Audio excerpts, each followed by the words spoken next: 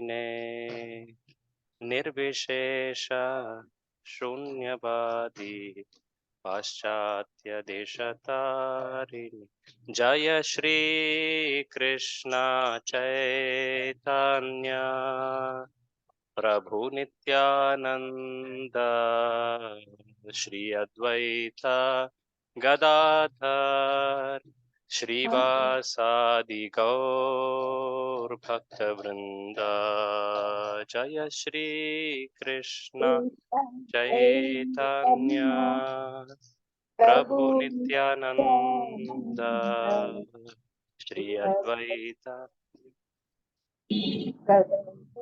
श्रीवासादि गौर भक्तवृंद। हरे कृष्णा कृष्णा कृष्णा हरे हरे, हरे राम राम राम हरे हरे। ಹೇಳಿ ಹರೆ ಕೃಷ್ಣ ಕೃಷ್ಣ ಕೃಷ್ಣ ಹರೆ ಹರೆ, ಹರೆ ರಾಮ ರಾಮ ರಾಮ ಹರೆ ಹರೆ। ಹರೆ ಕೃಷ್ಣ ಕೃಷ್ಣ ಕೃಷ್ಣ ಹರೆ ಹರೆ, ಹರೆ ರಾಮ ರಾಮ ರಾಮ ಹರೆ ಹರೆ। ಹರೆ ಕೃಷ್ಣ ಕೃಷ್ಣ ಕೃಷ್ಣ ಹರೆ ಹರೆ, ಹರೆ ರಾಮ ರಾಮ ರಾಮ ಹರೆ ಹರೆ। ಹರೆ ಕೃಷ್ಣ ಕೃಷ್ಣ ಕೃಷ್ಣ ಹರೆ ಹರೆ, ಹರೆ ರಾಮ ರಾಮ ರಾಮ ಹರೆ ಹರೆ। ಹರೆ ಕೃಷ್ಣ ಕೃಷ್ಣ ಕೃಷ್ಣ ಹರೆ ಹರೆ, ಹರೆ ರಾಮ ರಾಮ ರಾಮ ಹರೆ ಹರೆ। ಹರೆ ಕೃಷ್ಣ ಕೃಷ್ಣ ಕೃಷ್ಣ ಹರೆ ಹರೆ, ಹರೆ ರಾಮ ರಾಮ ರಾಮ ಹರೆ ಹರೆ। ಹರೆ ಕೃಷ್ಣ ಕೃಷ್ಣ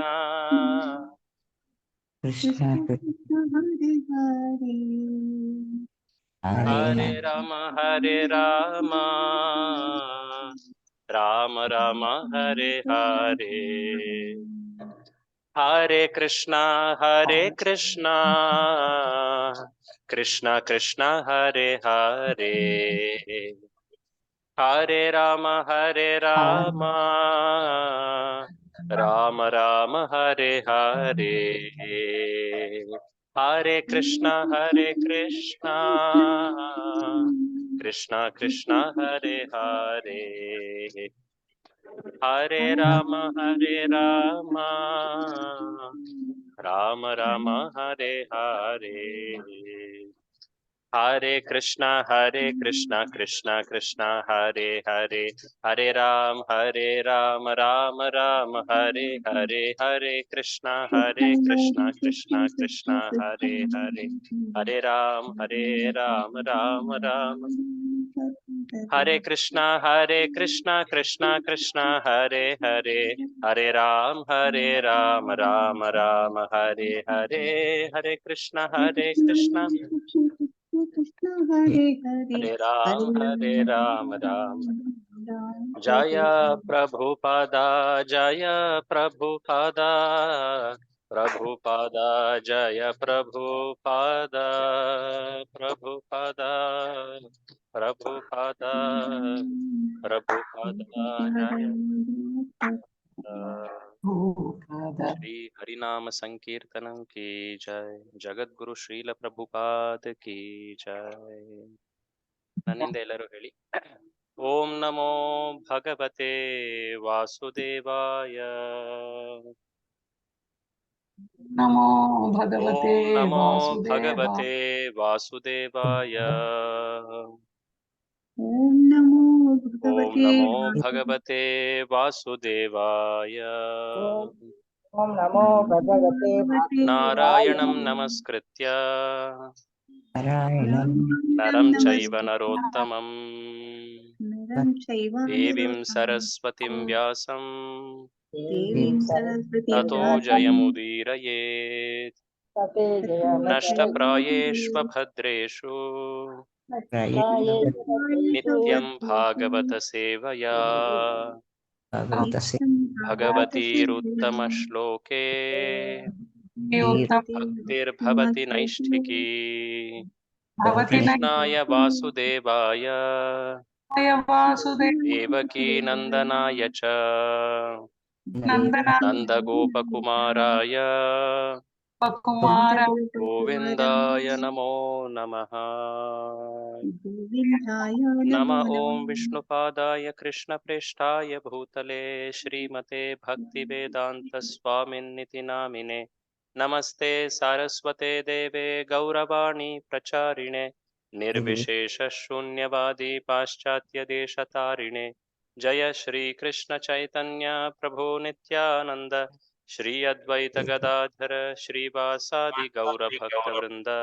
ಹರೇ ಕೃಷ್ಣ ಕೃಷ್ಣ ಕೃಷ್ಣ ಹರೇ ಹರೇ, ಹರೇ ರಾಮ ರಾಮ ರಾಮ ಹರೇ ಹರೇ. ಮೂಕಂ ಕರೋತಿ ವಾಚಾಲಂ ಪಂಗುಂ ಲಂಘಯತೆ ಗಿರಿಂ ಯತ್ಕೃಪಾತಮಹಂ ವಂದೇ ಶ್ರೀಗುರುಂ ದೀನತಾರಿಣಂ. ಹರೇ ಕೃಷ್ಣ. ತಮ್ಮೆಲ್ಲರಿಗೂ ಸ್ವಾಗತ. ತುಂಬಾ ಸಂತೋಷದ ವಿಚಾರ, ನೀವೆಲ್ಲರೂ ಇಷ್ಟು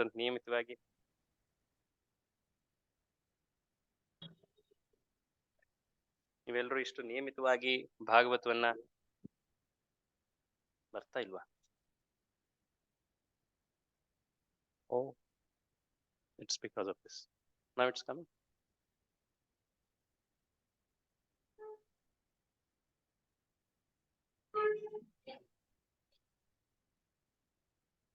ಅದು ಆಫ್ ಮಾಡಿ ಆನ್ ಮಾಡಿ ಒಂದ್ಸಲ. ಸೋರ್ಸ್ ಡಿಟೆಕ್ಟ್ ಇನ್ನೊಂದ್ಸಲ.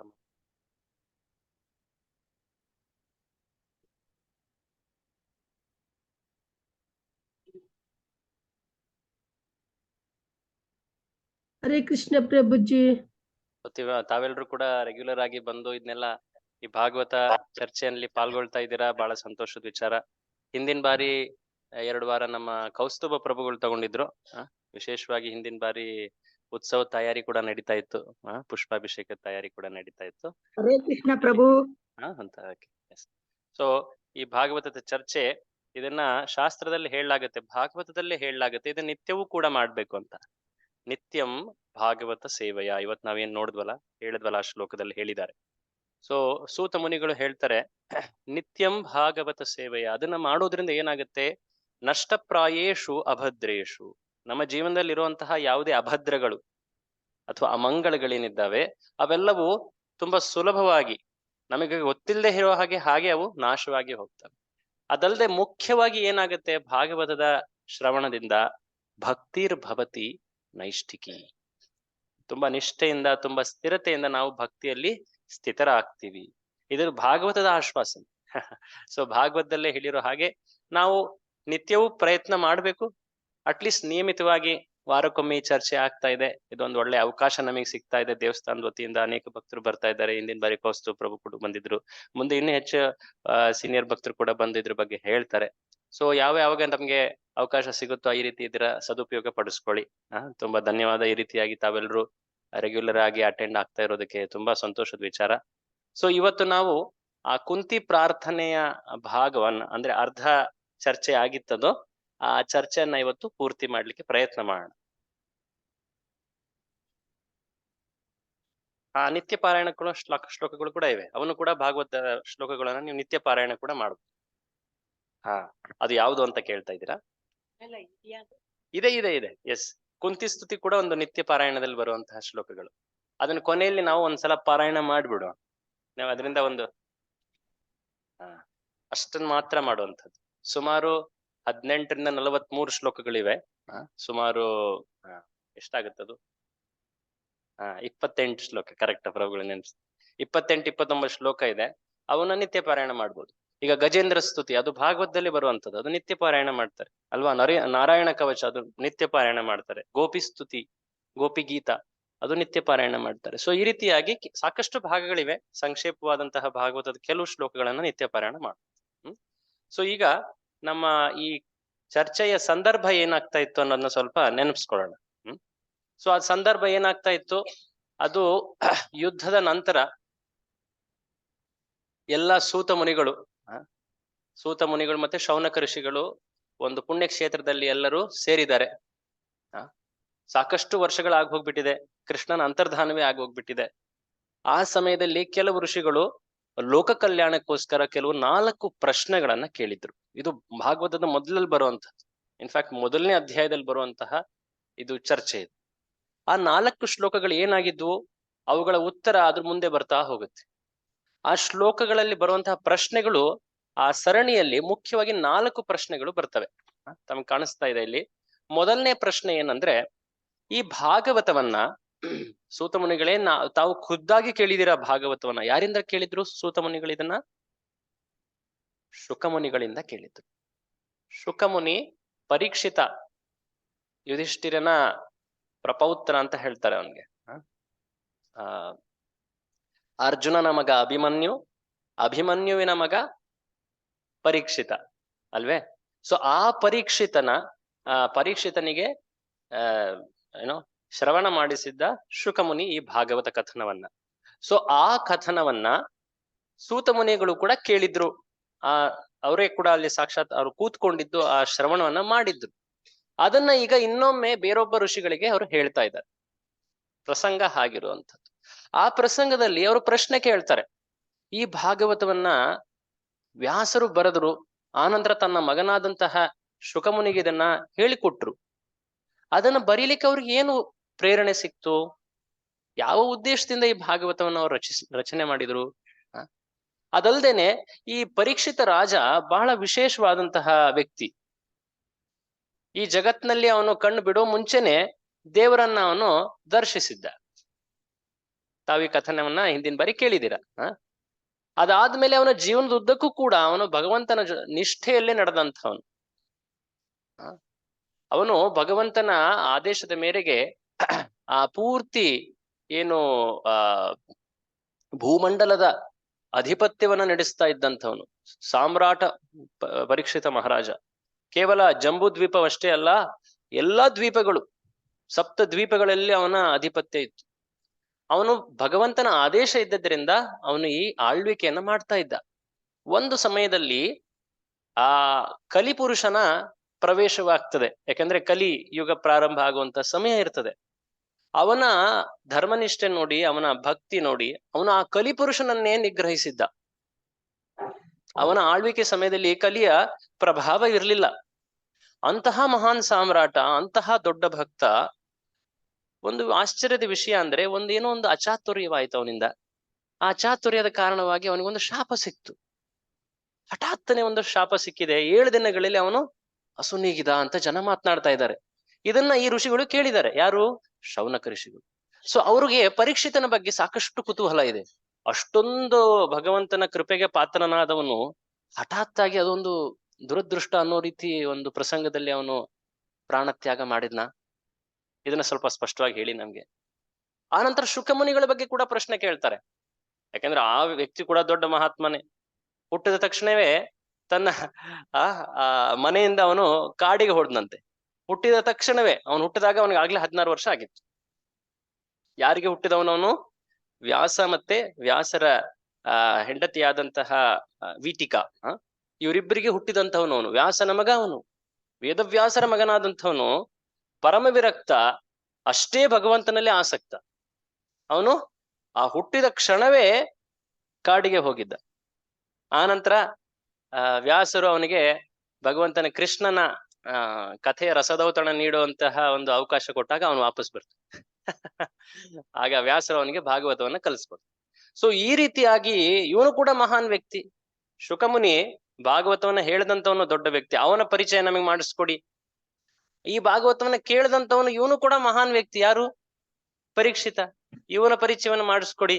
ಇವರಿಬ್ರು, ಒಬ್ಬ ಮಹಾನ್ ವಿರಕ್ತ, ಒಬ್ಬ ದೊಡ್ಡ ರಾಜ, ಇವರಿಬ್ರು ಭೇಟಿ ಸಾಧಾರಣವಾಗಿ ಆಗೋದಿಲ್ಲ ಅಲ್ವೇ?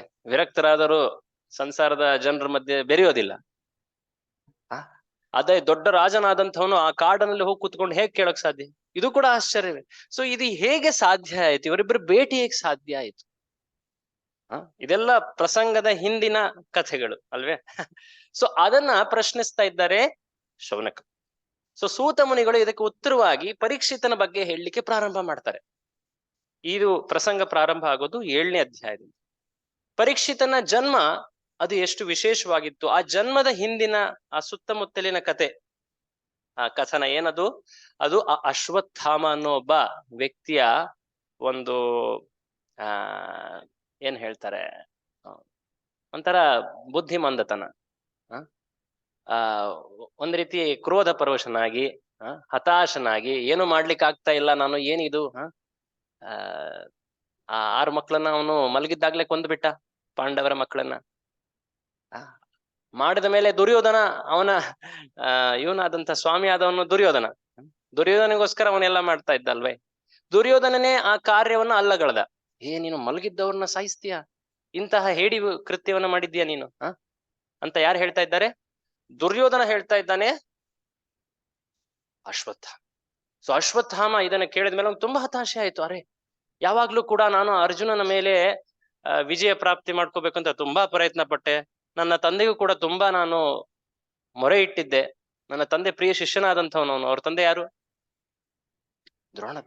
ಸೊ ಅಂಥವನ್ನ ನಾನು ಕೊನೆಗೂ ಕೂಡ ನಾನು ಸೋಲಿಸ್ಲಿಕ್ಕೆ ಆಗ್ಲಿಲ್ವಾ? ಆ ಸಮಯದಲ್ಲಿ ನರಳುತ್ತಾ ಇದ್ದಂತಹ ದ್ರೌಪದಿಯನ್ನ ಸಂತೈಸ್ಲಿಕ್ಕೆ ಅರ್ಜುನ ಒಂದು ಪ್ರತಿಜ್ಞೆಯನ್ನು ಮಾಡ್ತಾನೆ. ಏನದು? ಆ ಅಶ್ವತ್ಥಾಮನನ್ನ, ಬ್ರಹ್ಮ ಕುಲದಲ್ಲಿ ಹುಟ್ಟಿದಾನೆ, ಆದ್ರೆ ಅವನನ್ನ ಬ್ರಾಹ್ಮಣ ಅಂತ ಹೇಳಲಿಕ್ಕೆ ಆಗೋದಿಲ್ಲ. ಅವನೊಬ್ಬ ಬ್ರಹ್ಮ ಬಂಧು. ಜನ್ಮದಿಂದ ವ್ಯಕ್ತಿ ಸ್ಥಾನವನ್ನ ಪಡೆಯೋದಿಲ್ಲ, ಗುಣಗಳಿಂದ ಅವನ ಸ್ಥಾನವನ್ನ ಪಡಿತಾನೆ. ಪ್ರಭುಪಾದರಿಂದ ಮತ್ತೆ ಮತ್ತೆ ಹೇಳ್ತಾರೆ. ಸೊ ಅಂತಹ ವ್ಯಕ್ತಿನ ನಾನು ಈಗ್ಲೇ ಹಿಡಿದುಕೊಂಡು ಕರ್ಕೊಂಡ್ ಬರ್ತೀನಿ, ದ್ರೌಪದಿ ಅಳಬೇಡ, ಅವನ ಮೇಲೆ ನೀನು ನಿಂತು ನಿನಗೆ ಏನೋ ಸಂತುಷ್ಟಿ ಕೊಡಿಸ್ತೀನಿ, ನಾನು ಚಿಂತೆ ಮಾಡ್ಬೇಡ ಅಂತ ಹೇಳಿ ಅವನು ಪಣ ಕೊಟ್ಟು ಹೋಗ್ತಾನೆ. ಹಿಡಿಲಿಕ್ಕೆ ಅಂತ ಓಡ್ ಹೋಗ್ಬೇಕಾದ್ರೆ ಅಶ್ವತ್ಥಾಮ ಹೆದರಿ ಬ್ರಹ್ಮಾಸ್ತ್ರವನ್ನ ಅವನು ಬಿಟ್ಟಿರ್ತಾನೆ. ಆ ಬ್ರಹ್ಮಾಸ್ತ್ರದ ಕಥನ ಎಲ್ಲ ನೀವು ಕೇಳಿದ್ದೀರಾ ಹಿಂದಿನ ಬಾರಿ. ಆ ಬ್ರಹ್ಮಾಸ್ತ್ರವನ್ನ ಶ್ರೀಕೃಷ್ಣ ಅರ್ಜುನನ ಕೈಗಳಿಂದ ಅದನ್ನ ವಾಪಸ್ ನಿಗ್ರಹಿಸ್ತಾನೆ. ಆನಂತರ ಅಶ್ವತ್ಥಾಮನನ್ನ ಸೆರೆ ಹಿಡಿತಾರೆ. ಆನಂತರ ದ್ರೌಪದಿ ಅಂತೂ ಕೂಡ ಹೆಣ್ಣು ಹೃದಯ, ತಾಯಿ ಹೃದಯ, ಅವಳವನನ್ನ ಕ್ಷಮಿಸ್ತಾಳೆ. ಕೇವಲ ಸ್ವಲ್ಪ ಒಂದು ರೀತಿಯ ಅವಮಾನದಂತೆ ಕಾಣುವಂತಹ ಕೆಲವು ಕೃತ್ಯ ಅಂದ್ರೆ ಏನೋ, ಕೂದಲು ತೆಗೆಯೋದು, ಮಣಿ ತೆಗೆಯೋದು, ಆ ರೀತಿ ಎಲ್ಲ ಮಾಡಿ ಅವನನ್ನ ಕೈ ಬಿಡ್ತಾರೆ ಅಶ್ವತ್ಥಾಮನನ್ನ. ಆದ್ರೆ ಅಶ್ವತ್ಥಾಮ ಅವನ ಆ ದುಷ್ಟ ಹೃದಯ ಹೇಗಿತ್ತು ನೋಡಿ. ಆ ಅರ್ಜುನನ ಇನ್ನೊಬ್ಬ ಏನೋ ಸೊಸೆ ಆದವಳು ಅಲ್ವಾ, ಅರ್ಜುನ ಸೊಸೆ, ಅಭಿಮನ್ಯುವಿನ ಹೆಂಡತಿ ಉತ್ತರೆ, ಅವಳ ಗರ್ಭದಲ್ಲಿದ್ದಂತಹ ಕೊನೆಯ ಶಿಶು, ಪಾಂಡವರ ಶಿಶು, ಅದರ ಮೇಲೆ ಅವನ ಕಣ್ಣು ಬೀಳುತ್ತೆ. ಅದನ್ನ ಕೊಲ್ಲಬೇಕು ನಾನು. ಓಕೆ, ಪಾಂಡವರನ್ನ ಕೊಲ್ಲಿಕ್ಕೆ ಆಗ್ಲಿಲ್ವಾ, ಆ ಕುಡಿಯನ್ನ ನಾನು ಈಗ ನಿರ್ನಾಮ ಮಾಡ್ತೀನಿ ಅಂತ ಹೇಳಿ ಆ ಕುಡಿಗೆ ಬ್ರಹ್ಮಾಸ್ತ್ರವನ್ನ ಬಿಟ್ಟಿರ್ತಾರೆ. ಆಗ ಉತ್ತರೆ ಓಡೋಡಿ ಬರ್ತಾಳೆ. ಪಾಹಿ ಪಾಹಿ ಮಹಾಯೋಗಿನ್ ದೇವದೇವ ಜಗತ್ಪತೆ ನಾಣ್ಯತ್ವದ್ ಅಭಯಂ ಪಶ್ಯೆ ಮೃತ್ಯೋ ಯತ್ ಪರಸ್ಪರಂ. ನನ್ನ ಮುಂದೆ ಮೃತ್ಯು ಬಂದು ನಿಂತಿದೆ, ಹೇ ಮಹಾಯೋಗಿ ಶ್ರೀಕೃಷ್ಣ, ಪಾಹಿ ಪಾಹಿ, ದೇವದೇವ ಜಗತ್ಪತೆ, ನೀನೇ ಅಭಯ ಪ್ರದಾತ, ನೀನು ನನಗೆ ರಕ್ಷಿಸು ಅಂತ ಕೇಳ್ತಾಳೆ. ಆಗ ಕೇಳಿದಾಗ ಈ ಪ್ರಸಂಗದಲ್ಲಿ ನೀವು ನೋಡಿದೀರಾ, ಇದನ್ನ ಹಿಂದಿನ ಬಾರಿ ಕೇಳಿದೀರಾ, ಶ್ರೀಕೃಷ್ಣ ಹೊರಗಡೆ ಕಾಣ್ತಾ ಇದ್ದಾನೆ. ಅದೇ ಸಮಯದಲ್ಲಿ ಅವನು ಅಂತರಾತ್ಮ ಪರಮಾತ್ಮ ಅವನು ಆ ಗರ್ಭದ ಒಳಗೆ ಪ್ರವೇಶ ಮಾಡಿ ಆ ಬ್ರಹ್ಮಾಸ್ತ್ರವನ್ನ ಏನ್ ಹೇಳ್ತಾರೆ, ನಿರ್ನಾಮ ಮಾಡ್ತಾನೆ, ನಿಗ್ರಹಿಸ್ತಾನೆ, ಆ ಕುಡಿಯನ್ನ ರಕ್ಷಿಸ್ತಾನೆ.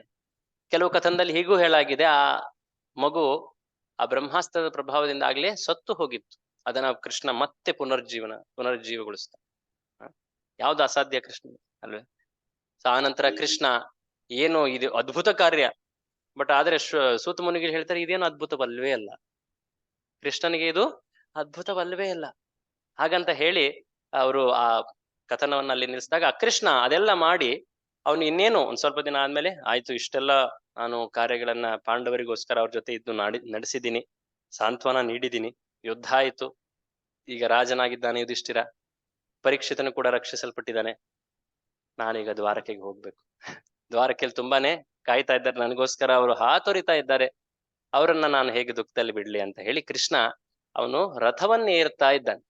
ಸಮಯ ಅದು. ರಥವನ್ನೇ ಏರಿದಾಗ ಅಲ್ಲಿ ಕುಂತಿ ಓಡಿ ಓಡಿ ಬರ್ತಾಳೆ. ಓಡಿ ಓಡಿ ಬಂದು ಅವಳು ಈ ಪ್ರಾರ್ಥನೆಗಳನ್ನ ಸಲ್ಲಿಸ್ತಾಳೆ. ಅದು ಸಂದರ್ಭ ಇದು ನೋಡಿ. ಈ ಪ್ರಾರ್ಥನೆಗಳನ್ನ ನಾವು ಡೈರೆಕ್ಟ್ ಆಗಿ ಸ್ಟಾರ್ಟ್ ಮಾಡ್ಬೋದು, ಓದ್ಬೋದು. ಆದ್ರೆ ಪ್ರಾರ್ಥನೆ ಎಂದಿರುವಂತಹ ಆ ಸನ್ನಿವೇಶಗಳನ್ನು ತಿಳಿದಾಗ ಆ ಪ್ರಾರ್ಥನೆಯಲ್ಲಿ ಎಷ್ಟೊಂದು ಆಳ ಇತ್ತು ಅನ್ನೋದು ತಿಳ್ಕೊಳಕಾಗುತ್ತೆ. ಕುಂತಿ ಜೀವನದುದ್ದಕ್ಕೂ ಕಷ್ಟವನ್ನು ಕಂಡಂಥವಳು. ಒಂದು ರೀತಿಯಾಗಿ ಅವಳು ಯಾವುದೇ ಒಂದು ಬಲ ಅಥವಾ ಆಸರೆ ಇಲ್ಲದೆ ಅವಳು ಜೀವನವನ್ನ ಒಂದು ರೀತಿ ಭಗವಂತನ ಮೇಲೆ ನಿಷ್ಠೆ ಇಟ್ಟು ಅವನಲ್ಲಿ ಆಶ್ವಾಸನೆ ಇಟ್ಟು ನಡೆದಂಥವಳು. ಅವಳು ಏನ್ ಹೇಳ್ತಾರೆ, ಮದುವೆಯ ಮುಂಚೆಯೇ ಒಂದು ಮಗು ಅವಳಿಗೆ ಜನಿಸುತ್ತೆ, ಗೊತ್ತಾಗೋದಿಲ್ಲ ಏನ್ ಮಾಡ್ಬೇಕಂತ. ಒಂದು ರೀತಿ ಕುತೂಹಲದಲ್ಲಿ ಆ ಪ್ರಯತ್ನವನ್ನ ಮಾಡಿರ್ತಾಳೆ. ಕೊನೆಗೆ ಆ ಮಗುವನ್ನ ಅವಳು ನೀರಿಗೆ ಬಿಡ್ತಾಳೆ. ನೀರಿಗೆ ಬಿಡುವುದಂದ್ರೇನು, ಒಂದು ಪುಟ್ಟಿಯಲ್ಲಿ ಇಟ್ಟು ಬಿಡ್ತಾಳೆ. ಭಗವಂತ ಅದನ್ನ ರಕ್ಷಿಸ್ತಾನೆ. ಆನಂತರ ಮದುವೆ ಆದ್ಮೇಲೆ ಮಕ್ಕಳಾಗ್ತವೆ. ಆದ್ರೆ ರಾಜ ತನ್ನ ಗಂಡ ಈಗ ಕಾಡಿಗೆ ಅವನನ್ನ ಕಳಿಸ್ತಾರೆ. ಅವನೇ ಆಕ್ಚುಲಿ ಪಣ ತೊಟ್ಟು ಹೋಗ್ತಾನೆ, ನಾನು ತಪಸ್ಸು ಮಾಡ್ತೀನಿ ಅಂತ. ಅವನ ಹಿಂದೆ ಅವಳು ಹೋಗ್ತಾಳೆ. ಒಂದು ಸಮಯದಲ್ಲಿ ಶಾಪದ ಕಾರಣದಿಂದಾಗಿ ಅವನು ಪ್ರಾಣತ್ಯಾಗವನ್ನು ಕೂಡ ಮಾಡ್ತಾನೆ. ಇದ್ದಂತಹ 3 ಮಕ್ಕಳು, ಇನ್ನೊಬ್ಬ ಹೆಂಡತಿ, ಅವಳಿಗೆ 2 ಮಕ್ಕಳು. ಆದ್ರೆ ಅವಳು ಕೂಡ ಈಗ ಸತಿದಹನವನ್ನು ಮಾಡ್ಲಿಕ್ಕೆ ಅಂತ ಮುನ್ನೋಗ್ತಾ ಇದ್ದಾಳೆ. ಯಾರಿದ್ದಾರೆ ಅವಳಿಗೆ ಜೀವನದಲ್ಲಿ? ಒಬ್ಬಳೆ. ಆ ಮಕ್ಕಳಿಗೋಸ್ಕರ ಅವಳು ತನ್ನನ್ನ ತಾವು ಅಗ್ನಿ ಪ್ರವೇಶ ಮಾಡ್ಬೇಕಂತ ಬಯಸ್ತವಳು ಅವಳು. ಆದ್ರೆ ಅವಳು ತನ್ನ ಮಕ್ಕಳನ್ನ ರಕ್ಷಿಸ್ಲಿಕ್ಕೆ ಅಂತ ಉಳಿದ್ಲು. ಆದ್ರೆ ರಕ್ಷಣೆ ಮಾಡುವಾಗ್ಲೂ ಕೂಡ ಎಷ್ಟೆಲ್ಲ ಕಷ್ಟಗಳು ಬಂದ್ವು. ಅವಳಿದ್ದಂತಹ ಆ ಸ್ಥಾನದಲ್ಲಿ, ಆ ಸಭೆಯಲ್ಲಿ ಇಂಚಿಗೂ ಕೂಡ ಅವಳ ಮಕ್ಕಳನ್ನ ಸಾಯಿಸ್ಲಿಕ್ಕೆ ಯೋಜನೆಗಳು ನಡೀತಾ ಇತ್ತು. ಇದನ್ನ ಅವಳು ನೆನೆಸ್ಕೊಳ್ತಾಳೆ ಈ ಪ್ರಾರ್ಥನೆಗಳಲ್ಲಿ. ನೀವು ಅದನ್ನಾಗ್ಲೇ ಓದಿದ್ದೀರಾ, ಕಲ್ತಿದ್ದೀರಾ. ಅವಳು ನೆನೆಸ್ಕೊಳ್ತಾಳೆ, ಎಷ್ಟೊಂದು ಕಷ್ಟಗಳನ್ನ ನಾನು ಎದುರಿಸ್ದೆ ಕೃಷ್ಣ, ಅದು ನಿನ್ನ ರಕ್ಷಣೆಯಿಂದ ಮಾತ್ರ, ಅದು ನಾನು ಅದರಿಂದ ರಕ್ಷಿಸಲ್ಪಟ್ಟೆ ಅವಳು ಹೇಳ್ತಾಳೆ. ಸೊ ಈ ಸನ್ನಿವೇಶಗಳಲ್ಲೆಲ್ಲವನ್ನು, ಈಗ ತಾನೇ ಇನ್ನೊಂದು ದೊಡ್ಡ ಮಹಾ ಒಂದು ಅಪಾಯ ಆಗ್ತಾ ಇತ್ತು, ಅಚಾತುರ್ಯವೇ ಆಗ್ತಾ ಹೋಗ್ತಾ ಇತ್ತು. ಇದ್ದಂತಹ ಒಂದೇ ಒಂದು ಕುಡಿ, ಅದನ್ನು ಕೂಡ ದೈವ ಅನ್ನೋದು ಅಥವಾ ಏನೋ ಕಿತ್ಕೊಳ್ತಾ ಇತ್ತು. ಕೃಷ್ಣ ರಕ್ಷಿಸ್ತಾ. ಈ ಕೃಷ್ಣನ ಅದ್ಭುತ ರಕ್ಷಣೆಯನ್ನ ಕಂಡು ಅವಳು ಕೃಷ್ಣನ ಹತ್ರ ಹೋಗಿ ತನ್ನ ಹೃದಯವನ್ನ ಅವಳು ವ್ಯಕ್ತಪಡಿಸ್ತಾ ಇದ್ದಾಳೆ. ಸೊ ಭಕ್ತ ತನ್ನ ಹೃದಯದಲ್ಲಿರುವಂತಹ ಭಾವವನ್ನ ಈ ಸ್ತುತಿಗಳಲ್ಲಿ ಹೇಳ್ತಾನೆ. ಭಾಗವತದಲ್ಲಿ ಅನೇಕ ರೀತಿಯ ಪ್ರಾರ್ಥನೆಗಳಿವೆ. ಭಾಗವತವನ್ನ ಮುಖ್ಯವಾಗಿ ನಾವು ತಿಳ್ಕೊಳ್ಬೇಕಂದ್ರೆ ಅಲ್ಲಿರುವಂತಹ ಪ್ರಾರ್ಥನೆಗಳನ್ನ ನಾವು ಕಲ್ತ್ಕೋಬೇಕು. ಭಾಗವತದಲ್ಲಿ ಒಂದು ರೀತಿ ಕಥಾನಕ ಇದೆ, ಹೀಗಾಯ್ತು, ಇದಾಯ್ತು, ಆ ರೀತಿ ಆಯ್ತು. ಅದೊಂದು ಪುರಾಣ, ಮಹಾಪುರಾಣ, ಅನೇಕ ರೀತಿ ಕಥನಗಳಿವೆ. ಆದ್ರೆ ಆ ಕಥೆಗಳ ಮಧ್ಯದಲ್ಲಿ ಮುಖ್ಯವಾಗಿ ಪ್ರಾರ್ಥನೆಗಳು ಬರ್ತವೆ. ಆ ಪ್ರಾರ್ಥನೆಗಳು ಬಂದಾಗ ಅದನ್ನು ವಿಸ್ತಾರವಾಗಿ ಋಷಿಗಳು ಅಥವಾ ಆಚಾರ್ಯರು ವಿವರಿಸ್ತಾರೆ. ಯಾಕೆಂದ್ರೆ ಅದರಲ್ಲಿ ಯೂಶಲಿ ಪ್ರಾರ್ಥನೆಯನ್ನು ಕೇಳ್ತಿದ್ದ ಹಾಗೆ ನಮ್ಗೆ ನಿದ್ದೆ ಬರುತ್ತೆ. ಏನಪ್ಪಾ ಇದು, ಏನೂ ನಡೀತಾ ಇಲ್ಲ, ಜಸ್ಟ್ ಒಬ್ರು ಮಾತಾಡ್ತಾ ಇದ್ದಾರೆ ಇನ್ನೊಬ್ಬರಿಗೆ ಅನ್ಸುತ್ತೆ ಅಲ್ವಾ. ಆದ್ರೆ ಆ ಪ್ರಾರ್ಥನೆಯಲ್ಲಿ ನಿಜವಾದಂತಹ ಭಗವತ್ ತತ್ವ, ನಿಜವಾದಂತಹ ಭಗವಂತನ ಬಗ್ಗೆ ಪ್ರಶಂಸೆ, ಅವನ ಲೀಲೆಗಳ ಆಸ್ವಾದನೆ, ಆಮೇಲೆ ಉತ್ಕೃಷ್ಟವಾದಂತಹ ಬಯಕೆಗಳು ಹೇಗಿರ್ಬೇಕು ಒಬ್ಬ ಜೀವಿಯಲ್ಲಿ, ಭಕ್ತನಲ್ಲಿ, ಪ್ರಾರ್ಥನೆಗಳು ಯಾವ ರೀತಿ ಒಬ್ಬ ವ್ಯಕ್ತಿ ಮಾಡಬೇಕು ಅನ್ನೋದನ್ನ ಸ್ತುತಿಗಳಲ್ಲಿ ನಾವು ಕಾಣಬಹುದು. ಅದರಲ್ಲೂ ಭಾಗವತದಲ್ಲಿರುವಂತಹ ಸ್ತುತಿಗಳು ಅವು ಅತ್ಯುತ್ತಮವಾದಂತಹ ಸ್ತುತಿಗಳು. ಯಾಕೆಂದ್ರೆ ಅದರಲ್ಲಿರುವಂತಹ ಪ್ರಾರ್ಥನೆ ಅಥವಾ ಸ್ತುತಿಗಳು ಅವು ಯಾವುದೇ ಒಂದು ಭೌತಿಕ ಲಾಭಕ್ಕಾಗಿ ಅಲ್ಲ. ಇದನ್ನ ನಾವು ಕೊನೆಯಲ್ಲಿ ಗಮನಿಸ್ತೀವಿ. ಕೊನೆಗೆ ಕುಂತಿ ಏನನ್ನ ಬೇಡಿದ್ಲು, ಅದು ಕೊನೆಯಲ್ಲಿ ಕಾಣುತ್ತೆ ನಿಮ್ಗೆ. ಅದರಿಂದ ನಮಗೆ ತಿಳಿಯುತ್ತೆ ಭಾಗವತ ಎಷ್ಟು ವಿಶೇಷ ಅಂತ.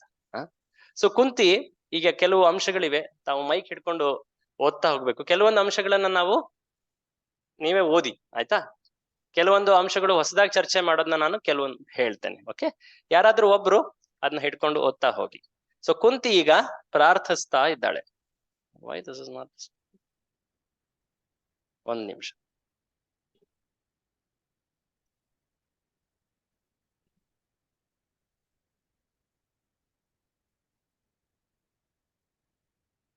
ಹಾ ಓಕೆ, ಕಾಣಿಸ್ತಾ ಇದೆಯಲ್ಲ? ಓದಿ. ಸೊ ಕುಂತಿ ಮೊದಲನೇ ಶ್ಲೋಕದಲ್ಲಿ ಏನ್ ಹೇಳ್ತಾಳೆ? ಕೃಷ್ಣ, ನೀನು ನನಗೆ ನೀನು ನನ್ನ ಕುಟುಂಬ ಸಂಬಂಧವನ್ನು ಅನಿಸ್ತಾ ಇತ್ತು, ಆದ್ರೆ ಆಕ್ಚುಲಿ ನೀನು ನನ್ನ ಕುಟುಂಬದಿಂದ ಸಂಬಂಧಿತನಲ್ಲ. ಓದಿ. ನೀನು ನನ್ನ ಸೋದರ ಅಳಿಯನಲ್ಲ, ಆದರೆ ನೀನು ಪರಮ ಪ್ರಭು, ಎಲ್ಲದರ ಒಳಗೆ ಮತ್ತು ಎಲ್ಲದರ ಹೊರಗೆ ಇರುವವನು.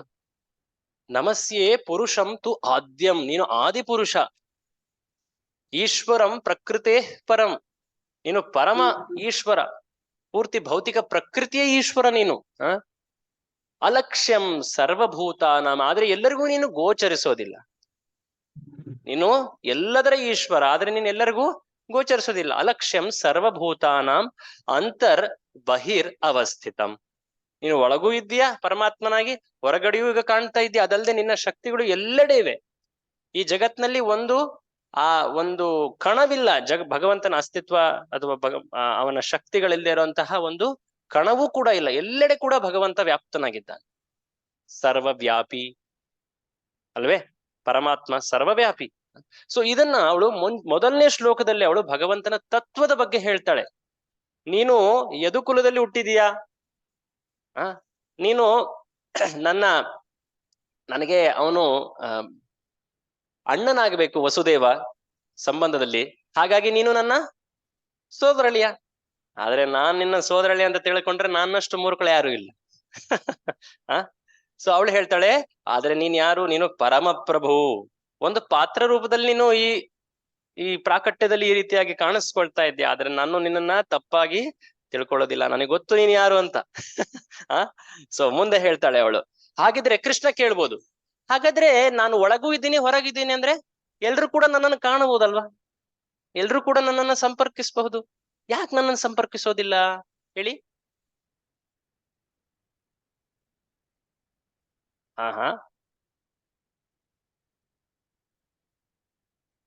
ಅದೃಶ್ಯರಾಗಿದ್ದೀಯ. ಒಬ್ಬ ನಟ ಹೇಗೆ ಹೊರಗಡೆ ಒಂದು ವೇಷವನ್ನ ಧರಿಸ್ತಾನೆ, ಆ ವೇಷವನ್ನ ಧರಿಸಿದಾಗ ಅರೆ ಯಾರಿವನು? ಕೆಲವೊಮ್ಮೆ ತಾಯಿ ಸ್ಕೂಲ್ ಡೇ ನೋಡ್ಲಿಕ್ಕೆ ಹೋಗಿರ್ತಾಳಲ್ವಾ, ತನ್ನ ಮಗ ಅಥವಾ ಮಗಳು ಹೇಗೆ ಏನೋ ಒಂದು ನಾಟ್ಯ ಏನೋ ಒಂದು ಅಭಿನಯ ಮಾಡ್ತಾ ಇದ್ದಾನೆ. ಕೆಲವೊಮ್ಮೆ ಆ ಮೇಕಪ್ ಹೇಗಿರುತ್ತೆ ಅಂದ್ರೆ ಮಗ ಅಥವಾ ಮಗಳು ಯಾರು ಅನ್ನೋದೇ ಗುರ್ತು ಹಿಡಿಲಿಕ್ಕೆ ಆಗೋದಿಲ್ಲ ಅಲ್ವಾ?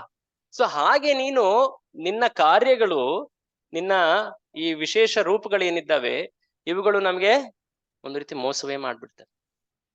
ನಾವು ನಿನ್ನನ್ನ ತಪ್ಪಾಗಿ ತಿಳ್ಕೊಂಡ್ ಬಿಡ್ತೀವಿ. ಒಬ್ಬ ರಾಜನಂತೆ, ಒಬ್ಬ ವೈಶ್ಯನಂತೆ, ಒಬ್ಬ ಸಾರಥಿಯಂತೆ ನೀನು ಪಾತ್ರವನ್ನು ನಿರ್ವಹಿಸ್ತಾ ಇದ್ದೀಯಾ. ನಾವು ನಿಮ್ಮನ್ನ ತಪ್ಪಾಗಿ ತಿಳ್ಕೊಳ್ತೀವಿ. ಮೂರ್ಖರು ನಿನ್ನನ್ನ ಆ ಪಾತ್ರದ ರೂಪದಲ್ಲಿ ಕಾಣ್ತಾರೆ, ಅವರು ನಿನ್ನ ಸರಿಯಾದಂತಹ ಸ್ವರೂಪವರ ಬಗ್ಗೆ ತಿಳಿಯೋದೇ ಇಲ್ಲ. ಹಾಗಿದ್ರೆ ಯಾರು ನಿನ್ನ ಬಗ್ಗೆ ತಿಳಿತಾರೆ? ಓದಿ.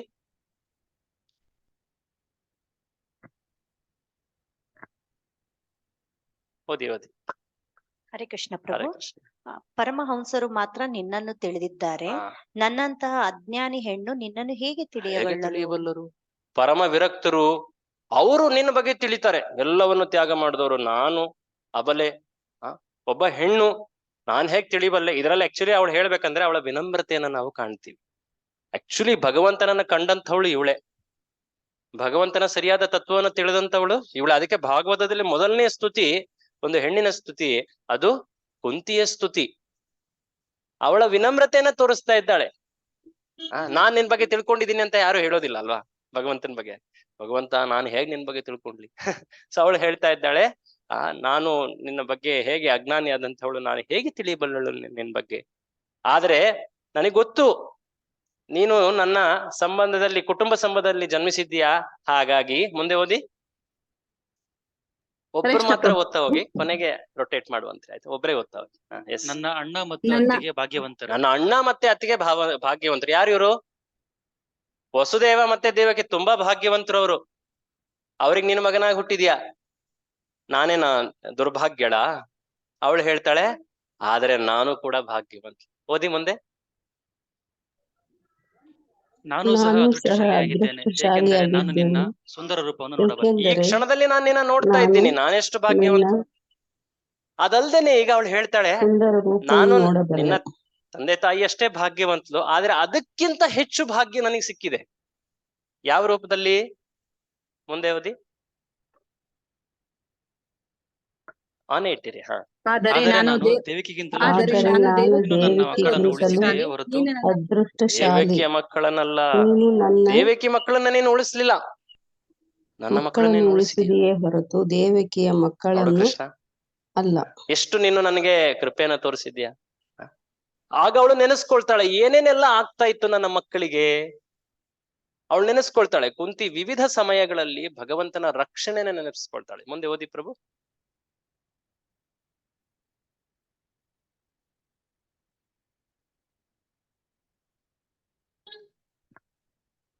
ಕುಂತಿಯ ವಿವಿಧ ಸಮಯಗಳಲ್ಲಿ ಭಗವಂತನ ರಕ್ಷಣೆಯನ್ನು ನೆನಪಿಸಿಕೊಳ್ಳುತ್ತಾಳೆ. ಆಹಾರ,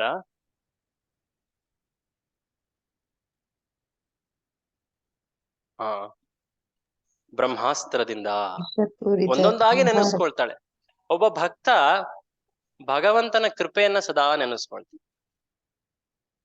ಇದು ಒಬ್ಬ ಭಕ್ತನ, ಪ್ರಾಮಾಣಿಕ ಭಕ್ತನ ಲಕ್ಷಣ.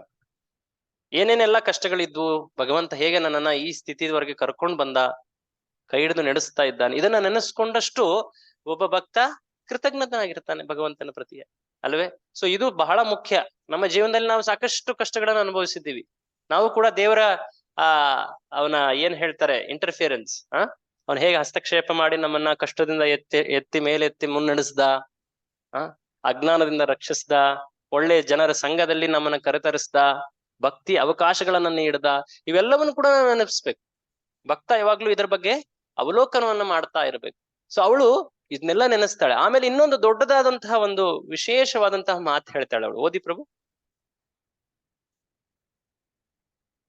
ಈ ಅಪಾಯಗಳನ್ನು ದೊಡ್ಡ ಆಶೀರ್ವಾದ ಎಂದು ನಾನು ಪರಿಗಣಿಸುತ್ತೇನೆ. ಸೊ ಈ ಅಪಾಯಗಳೇನೋ ಒಂದ್ ರೀತಿ ದುರದೃಷ್ಟ, ಏನಾಯ್ತು, ಏನೋ ಒಂದು ಕರ್ಮದಿಂದನೋ, ಏನೋ ಒಂದು ಬೇರೆಯವರ ಕೆಟ್ಟ ಕೆಲಸದಿಂದಾಗಿ ನಾನು ಈ ರೀತಿಯಾಗಿ ಕಷ್ಟಪಡ್ಬೇಕಾಯ್ತು, ಆ ರೀತಿ ಹೇಳಲ್ಲ ಅವಳು. ಏನ್ ಹೇಳ್ತಾಳೆ, ಅದು ಯಾವುದೇ ಕಾರಣ ಆಗಿರ್ಲಿ, ಬಟ್ ನನಗದು ಆಶೀರ್ವಾದ ಅಂತ ಆಯ್ತು. ಯಾಕೆ? ಆ ಅಪಾಯಗಳು ಬಂತು, ಹಾಗಾಗಿ ನಾನು ನಿನ್ನ ಸ್ಮರಣೆ ಮಾಡಿದೆ. ನಿನ್ನ ಸ್ಮರಣೆ ಮಾಡಿದಾಗ ನಿನ್ನ ಆಶೀರ್ವಾದ ಸಿಕ್ತು ನನಗೆ. ಸೊ ಹಾಗಾಗಿ ಅವಳು ಇನ್ಫ್ಯಾಕ್ಟ್ ಮುಂದಿನ ಶ್ಲೋಕದಲ್ಲಿ ಏನ್ ಹೇಳ್ತಾಳೆ, ಇನ್ನಷ್ಟು ಅಪಾಯಗಳನ್ನ ನೀಡು ಅಂತ. ಇದನ್ನ ಯಾರು ಕೂಡ ಹೇಳಕ್ಕೆ ಧೈರ್ಯ ಪಡೋಕೆ ಕಷ್ಟ ಇವ್ರು. ಇನ್ಫ್ಯಾಕ್ಟ್ ಈ ಪ್ರಾರ್ಥನೆಯನ್ನ ಹೇಳಲಿಕ್ಕೂ ಕೂಡ ಧೈರ್ಯ ಬೇಕು.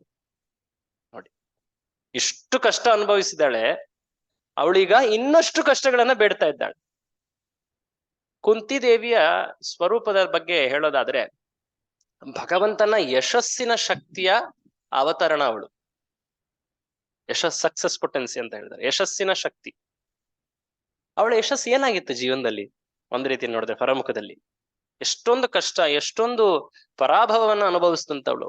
ಆದ್ರೆ ಅವಳ ಯಶಸ್ಸು ಏನಾಗಿತ್ತು? ಅವಳು ಯಾವಾಗ್ಲೂ ಕೂಡ ತನ್ನನ್ನ ತನ್ನವರನ್ನ ಧರ್ಮ ಮತ್ತು ಭಕ್ತಿಯ ಮಾರ್ಗಗಳಲ್ಲೇ ನಡೆಸಿದ್ಳು.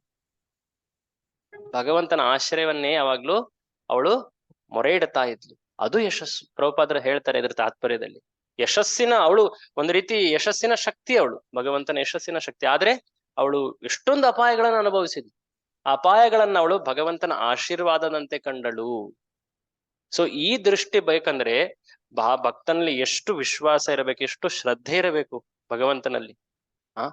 ಪ್ರಹ್ಲಾದನಂತೆ, ಕುಂತಿಯಂತೆ, ದ್ರೌಪದಿಯಂತೆ ಭಾಗವತದಲ್ಲಿ ಈ ಪಾತ್ರಗಳು ಕಾಣ್ತವೆ ನಮ್ಗೆ. ಒಂದು ರೀತಿ ಕೇವಲ ಕಥೆ ರೂಪದಲ್ಲ, ಅವುಗಳು ಎಷ್ಟು ನಮಗೆ ಆ ಶ್ರದ್ಧೆ, ಆ ಭಕ್ತಿಯಲ್ಲಿ ಎಷ್ಟು ಆಳವಾದಂತಹ ನಿಷ್ಠೆ ಇದೆ, ಭಗವಂತನಲ್ಲಿ ಎಷ್ಟು ವಿಶ್ವಾಸ ಇದೆ ಅನ್ನೋದು ಅವು ತೋರಿಸ್ಕೊಡ್ತವೆ. ಹಾಗಾಗಿ ಇವರು ಶುದ್ಧ ಭಕ್ತರು ಅಂತ ಹೇಳೋದು ನಾವು. ಆ ಅಚಲವಾದಂತಹ ವಿಶ್ವಾಸ ಭಗವಂತನಲ್ಲಿ.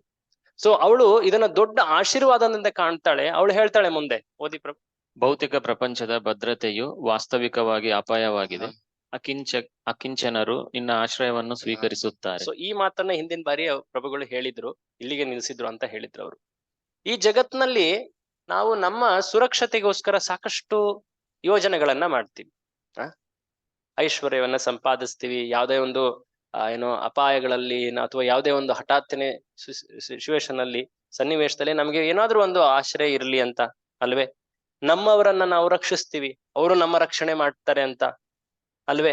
ಜ್ಞಾನವನ್ನ ಪಡಿತೀವಿ, ಹೇಗೆ ನಾವು ಕಷ್ಟದಲ್ಲೂ ಕೂಡ ಜ್ಞಾನದ ಬಲದಿಂದ ಮುಂದೆ ಹೋಗ್ಬೋದು ಅಂತ. ಇವೆಲ್ಲವನ್ನು ನಾವು ಯೋಜನೆಗಳನ್ನ ಮಾಡ್ತೀವಿ.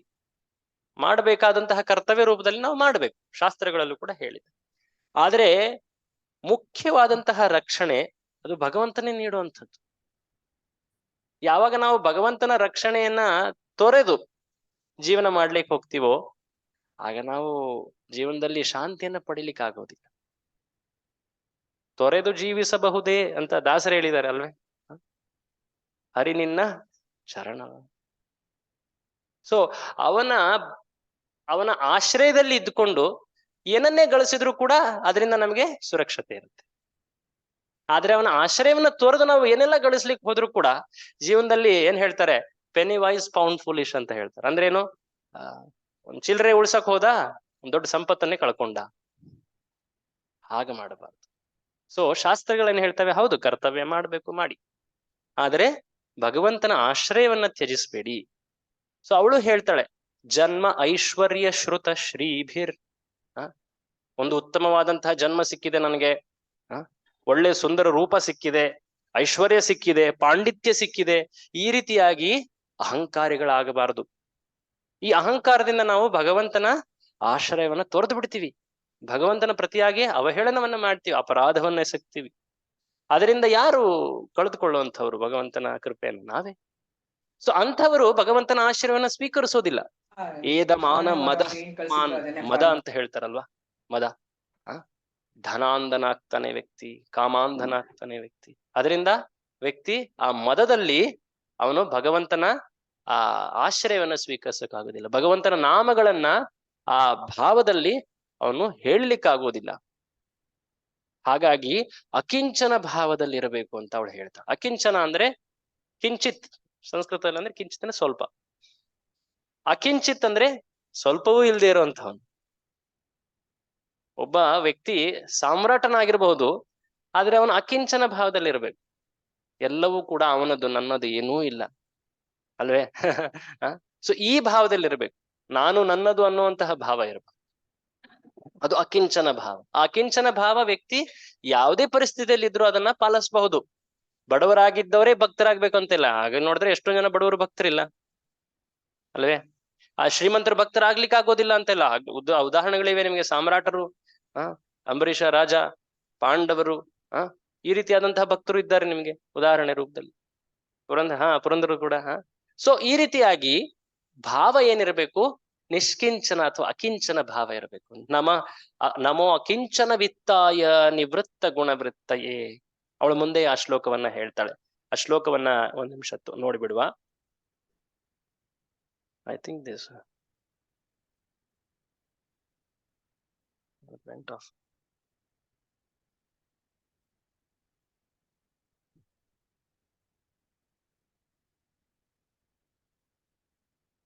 Zoom is on. ಡಿಸ್ಪ್ಲೇನೆ ಹೋಗ್ಬಿಡುತ್ತೆ.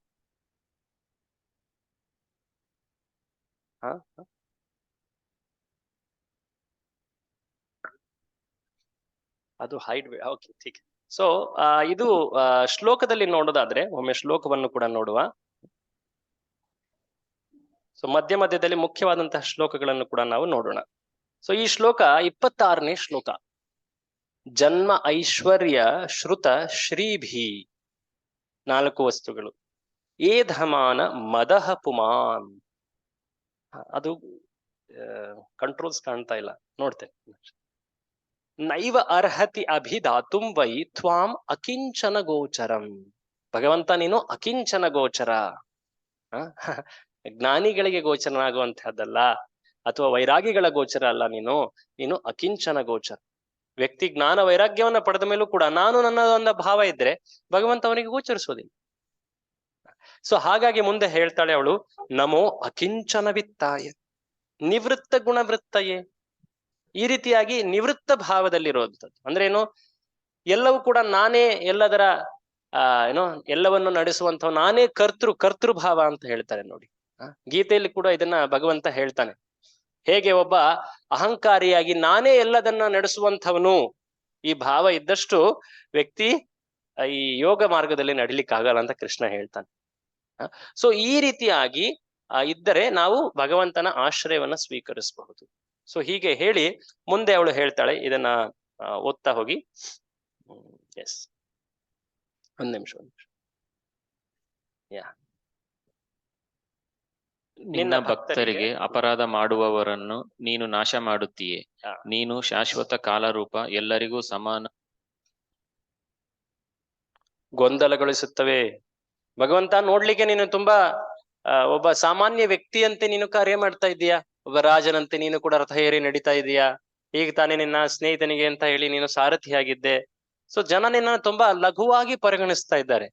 ಆದರೆ ವಿದ್ವಾಂಸರೇನಿದ್ದಾರೆ, ನೀನು ಪರಮ ತತ್ವ, ಪರಮ ಸತ್ಯ, ನೀನು ಆಪ್ತಕಾಮ, ನೀನು ಎಲ್ಲವೂ ಕೂಡ ನಿನ್ನ ಇಚ್ಛೆಯಿಂದವೇ ಎಲ್ಲ ಕೂಡ ಸಾಧ್ಯವಾಗುವಂಥವನು ನೀನು. ಆದರೂ ಕೂಡ ನೀನು ಈ ರೀತಿಯಾಗಿ ಯಾಕೆ ವ್ಯವಹರಿಸ್ತಾ ಇದ್ದೀಯಾ? ಅದನ್ನ ಯೋಚನೆ ಮಾಡಿ ಅವರು ಗೊಂದಲದಲ್ಲಿ ಬೀಳ್ತಾರೆ. ಭಗವಂತನ ಲೀಲೆಗಳನ್ನ ಬಗ್ಗೆ ನಾವು ಎಷ್ಟು ಚಿಂತನೆ ಮಾಡ್ತೀವೋ ಅಷ್ಟು ಈ ರೀತಿಯಾದಂತಹ ಭಾವ ಬರಬೇಕು. ಈ ಗೊಂದಲ ಇದು ಒಳ್ಳೆಯ ಗೊಂದಲ. ಇದು ಭಗವಂತನ ಈ ಏನು ಅವನ ಲೀಲೆಗಳೇನಿದ್ದಾವೆ, ಅಷ್ಟೊಂದು ಸರ್ವಶಕ್ತನಾದಂಥವನು ತನ್ನ ತಾಯಿ ಕೋಲ್ ಹಿಡ್ಕೊಂಡಾಗ ಅಳ್ಲಿಕ್ಕೆ ಪ್ರಾರಂಭ ಮಾಡ್ತಾನೆ. ನೋಡ್ಲಿಕ್ಕೆ ತುಂಬಾ ಹಾಸ್ಯವಾಗಿ ಕಾಣುತ್ತೆ, ಬಟ್ ತತ್ವರೂಪದಲ್ಲಿ ನೋಡಿದಾಗ ಯಾಕಪ್ಪ ಇವನು ಏನೇ ನಟನೆ ಮಾಡ್ತಾ ಇದ್ದಾನ? ನಟನೆ ಮಾಡ್ತಾ ಇಲ್ಲ ಅವನು, ನಟನೆ ಮಾಡ್ತಾ ಇಲ್ಲ ಅವನು. ಅವನು ಆ ಭಕ್ತಿಯ ಆಸ್ವಾದನೆಯಲ್ಲಿ ಅವನು ಕೂಡ ತಲ್ಲೀನನಾಗ್ಬಿಟ್ಟಿದ್ದಾನೆ. ಸೊ ಇದರ ಬಗ್ಗೆ ಚಿಂತನೆ ಮಾಡ್ತಾ ಭಕ್ತ ಅಥವಾ ಭಕ್ತೆ ಅವಳು ಗೊಂದಲದಲ್ಲಿ ಬೀಳ್ತಾರೆ. ಈ ಚಿಂತನೆ ಅಥವಾ ಗೊಂದಲ ಒಳ್ಳೇದಲ್ವಾ? ಭಗವಂತನ ಚಿಂತನೆ ನಡೀತಾ ಇದೆ, ಹೆಚ್ಚು ತಿಳಿದಷ್ಟು ಇದು ಇನ್ನೊಂದು ಆಸ್ವಾದನೆ ಆಗ್ತದೆ ಮುಂದೆ. ಸೊ ಅಂತಹ ಮಹಾನ್ ವಿದ್ವಾಂಸರಿಗೂ ಕೂಡ ಇದು ಗೊಂದಲ ಉಂಟು ಮಾಡ್ತದೆ. ಮುಂದೆ ಹೇಳ್ತಾಳೆ ಅವಳು, ನಿನ್ನ ದಿವ್ಯ ಲೀಲೆಗಳನ್ನು ಹೇಳಿ. ನಿನ್ನ ದಿವ್ಯ ಲೀಲೆಗಳನ್ನು ಯಾರು ಅರ್ಥ ಮಾಡಿಕೊಳ್ಳಲಾರರು. ನೀನು ಪಕ್ಷಪಾತಿ ಎಂದು ಜನರು ಊಹಿಸುತ್ತಾರೆ. ನಿನಗೆ ಹೆಸರು ಹೇಳಿದ್ರು ಪಾಂಡವ ಪಕ್ಷ ಅಂತ. ನೀನು ಪಾಂಡವರಿಗೆ ಪಕ್ಷಪಾತಿ ಆದೆ ನೀನು ಅಂತ. ನೀನು ದೇವತೆಗಳಿಗೆ ಪಕ್ಷಪಾತ ಮಾಡ್ತೀಯ ನೀನು ಅಂತ. ಸೊ ಈ ರೀತಿಯಾಗಿ ಜನ ನಿನ್ನ ಮೇಲೆ ಒಂದು ಏನ್ ಹೇಳ್ತಾರೆ, ಅಪವಾದವನ್ನ ಹೇರ್ತಾರೆ, ಶಂಕೆ ಪಡ್ತಾರೆ ನಿನ್ನ ದೃಷ್ಟಿಯಲ್ಲಿ. ಪರಮಾತ್ಮನಾದವನು ಸಮದೃಷ್ಟಿಯಾಗಿರಬೇಕು ಅಂತ ಶಾಸ್ತ್ರದಲ್ಲಿ ಹೇಳಿದೆ. ಆದ್ರೆ ನೀನ್ ಯಾಕೆ ಈ ರೀತಿ ಪಕ್ಷಪಾತ ತೋರಿಸ್ತಾ ಇದ್ದೀಯಪ್ಪ? ಸೊ ಈ ರೀತಿ ಜನ ನಿನ್ನ ಮೇಲೆ ಅಪವಾದವನ್ನ ಹೇಳ್ತಾರೆ. ಮುಂದೆ ಹೇಳಿ, ಓದಿ. ವಿಡಂಬನಂ ರುಚಿಕರ. ಈ ಮಾತು ಕೇಳಿದ್ರೆ ಶಬ್ದ ವಿಡಂಬನೆ. ವಿಡಂಬನೆ ಅಂದ್ರೆ ಏನರ್ಥ?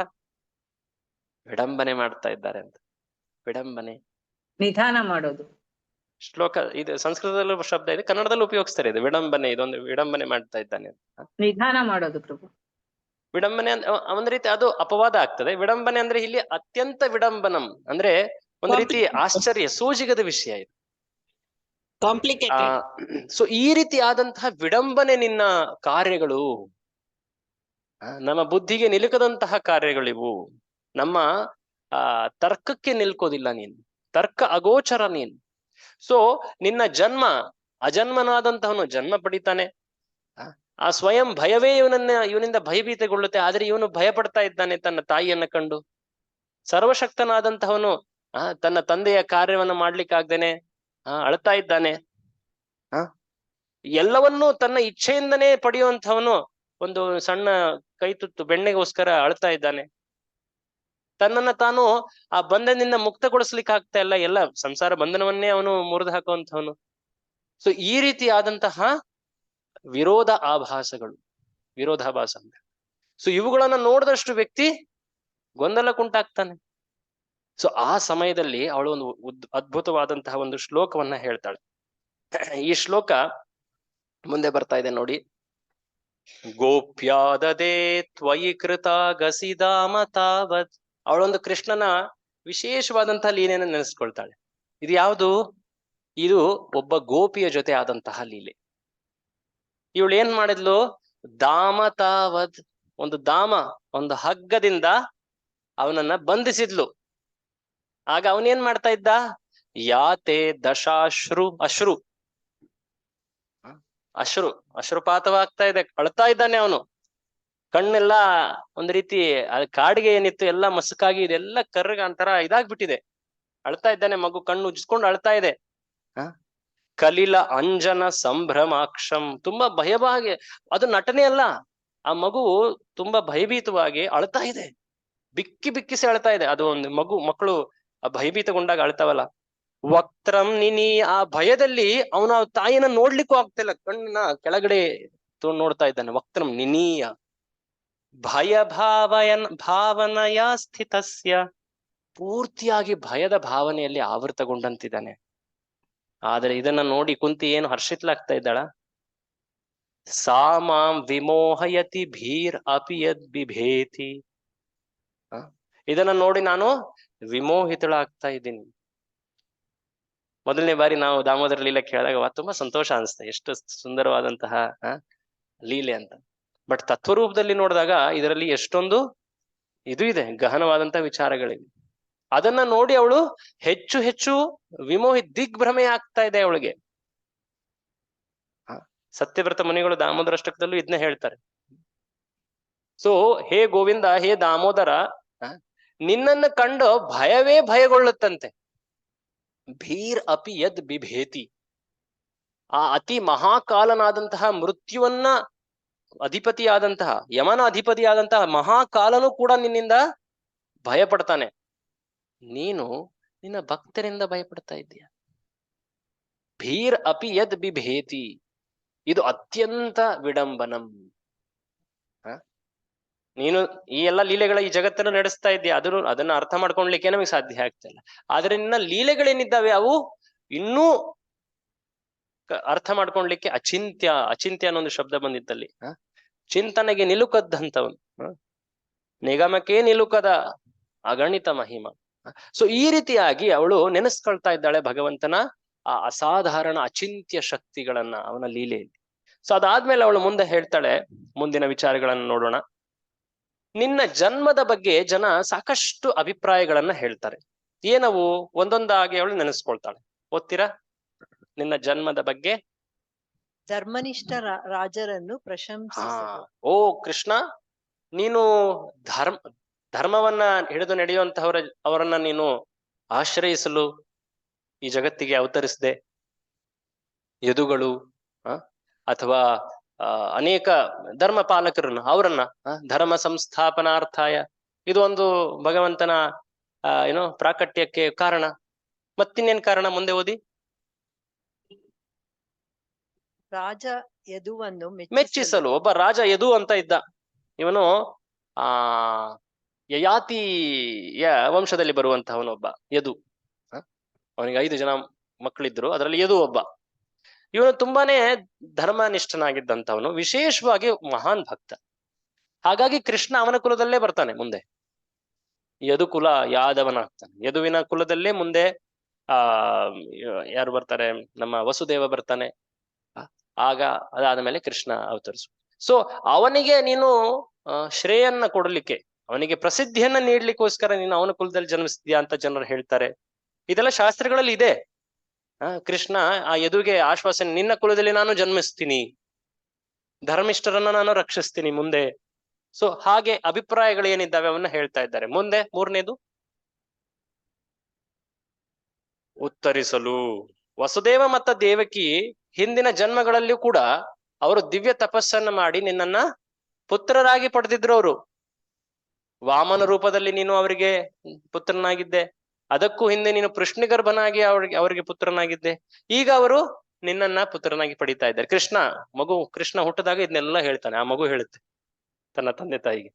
ಸೊ ಕೆಲವರು ಹೇಳ್ತಾರೆ, ನೀನು ಅವರಿಗೆ ನೀನು ಸಂತುಷ್ಟಿ ಪಡಿಸ್ಲಿಕ್ಕೆ ಅಂತ ಬಂದೆ.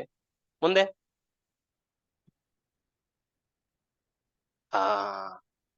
ಅಸುರರನ್ನ ಕೊಲ್ಲಿಕ್ಕೆ, ವಿಶೇಷವಾಗಿ ಬ್ರಹ್ಮನು ಕೂಡ ಪ್ರಾರ್ಥನೆ ಮಾಡಿದ್ದ. ಮುಂದಿನ ಅಂಶದಲ್ಲಿ ಬರ್ತಾ ಇದೆ. ಭೂಮಿಯ ಮೇಲೆ ದುಷ್ಟರ ಸಂಖ್ಯೆ ಹೆಚ್ಚಾಗಿತ್ತು. ಭೂಮಿಗೆ ತುಂಬಾ ಭಾರವಾಗ್ತಾ ಇತ್ತು. ಭೂಮಿಯ ಭಾರ ಜನಸಂಖ್ಯೆಯಿಂದ ಅಲ್ಲ, ಅಧರ್ಮಿಗಳಿಂದ. ಆ ಭೂಮಿಯ ಭಾರವನ್ನ ನೀನು ಕಡಿಮೆ ಮಾಡ್ಲಿಕ್ಕೋಸ್ಕರ ಅವತರಿಸಿದ್ಯಾ ಕೃಷ್ಣ? ಬ್ರಹ್ಮನು ಕೂಡ ಪ್ರಾರ್ಥನೆ ಆ ಗೋವಿನ ರೂಪದಲ್ಲಿದ್ದಂತಹ ಆ ಭೂತಾಯಿಯನ್ನ ಕರ್ಕೊಂಡು ಹೋಗಿದ್ದ ನಿನ್ನ ಬಳಿ, ಪ್ರಾರ್ಥನೆ ಮಾಡಿದ್ದ. ಅವನಿಗೂ ನೀನು ಆಶ್ವಾಸನೆ ನೀಡಿದ್ದೆ ಕೃಷ್ಣ, ಹಾಗಾಗಿ ನೀನು ಬಂದಿದ್ಯಾ ಅಂತ ಜನ ಹೇಳ್ತಾರೆ. ಆದ್ರೆ ಮುಖ್ಯವಾದಂತಹ ಉದ್ದೇಶ ಏನ್ ಗೊತ್ತಾ? ಅದು 6ನೇ ಶ್ಲೋಕದಲ್ಲಿ 6ನೇ ಅಂಶದಲ್ಲಿ ಹೇಳ್ತಾಳೆ ಅವಳು. ಹೇಳಿ. ಅದು 5ನೇದು. 6ನೇದು ಪುನರುಜ್ಜೀವನಗೊಳಿಸಲು ಶ್ರೀಕೃಷ್ಣ ಅವತರಿಸ್ದ. ಅವನ ಅವತರಣಿಕೆಯಿಂದ ಅವನ ಏನೆಲ್ಲ ಕಾರ್ಯಗಳನ್ನ ಮಾಡದ ಅದನ್ನ ನಾವು ಈಗ್ಲೂ ಕೂಡ ಚರ್ಚೆ ಮಾಡ್ತಾ ಇದ್ದೀವಿ. ಇದು ಭಕ್ತಿ. ಈ ರೀತಿಯಾಗಿ ಭಗವಂತನ ಕುರಿತಾದ ಚರ್ಚೆ, ಚಿಂತನೆ, ಸ್ಮರಣೆ, ಕೀರ್ತನೆ, ಶ್ರವಣ ಇವೆಲ್ಲವೂ ಕೂಡ ಭಕ್ತಿ. ಯೋಚನೆ ಮಾಡಿ, ಭಗವಂತ ಇಲ್ಲಿ ಪ್ರಕಟವೇ ಆಗದೆ ಇದ್ರೆ ನಾವು ಯಾವ ವಿಷಯದ ಬಗ್ಗೆ ಮಾತನಾಡ್ಲಿಕ್ಕೆ ಆಗ್ತಾ ಇತ್ತು? ಅವನ ಬಗ್ಗೆ ನಾವೇನಾದ್ರೂ ಬುದ್ಧಿಯಿಂದ ಯೋಚನೆ ಮಾಡ್ಲಿಕ್ಕಾಗತ್ತಾ? ನಮ್ಗೇನಾದ್ರೂ ಅಷ್ಟು ಎಷ್ಟೇ ನಾವು ದೊಡ್ಡ ಯೋಗಿಗಳಾದ್ರೂ ಕೂಡ ಅವನ ಅವನ ಕಾಲಿನ ಒಂದು ಬೆರಳಿನ ಒಂದು ಉಗುರಿನ ತುದಿಯಲ್ಲಿರುವಂತಹ ಬೆಳಕನ್ನು ಕೂಡ ಕಾಣ್ಲಿಕ್ಕೆ ಆಗೋದಿಲ್ಲ ಅಂತ ಬ್ರಹ್ಮ ಸಂಹಿತೆಯಲ್ಲಿ ಹೇಳಿದ್ದಾರೆ. ಅಷ್ಟು ಅಚಿಂತ್ಯನಾದಂಥವನು. ಅವನ ಬಗ್ಗೆ ನಾವು ಹೇಗೆ ತಿಳ್ಕೊಳ್ಲಿಕ್ಕೆ ಆಗ್ತಾ ಇತ್ತು? ಅವನನ್ನ ನೆನೆಸ್ಕೊಳ್ಲಿಕ್ಕೆ ಹೇಗೆ ಆಗ್ತಾ ಇತ್ತು? ಅವನ ಬಗ್ಗೆ ಆ ಭಕ್ತಿ ಹೇಗೆ ಹೊರಹೊಮ್ತಾ ಇತ್ತು? ನೀನು ಬಂದಿರೋದು ಯಾದಕ್ಕೆ?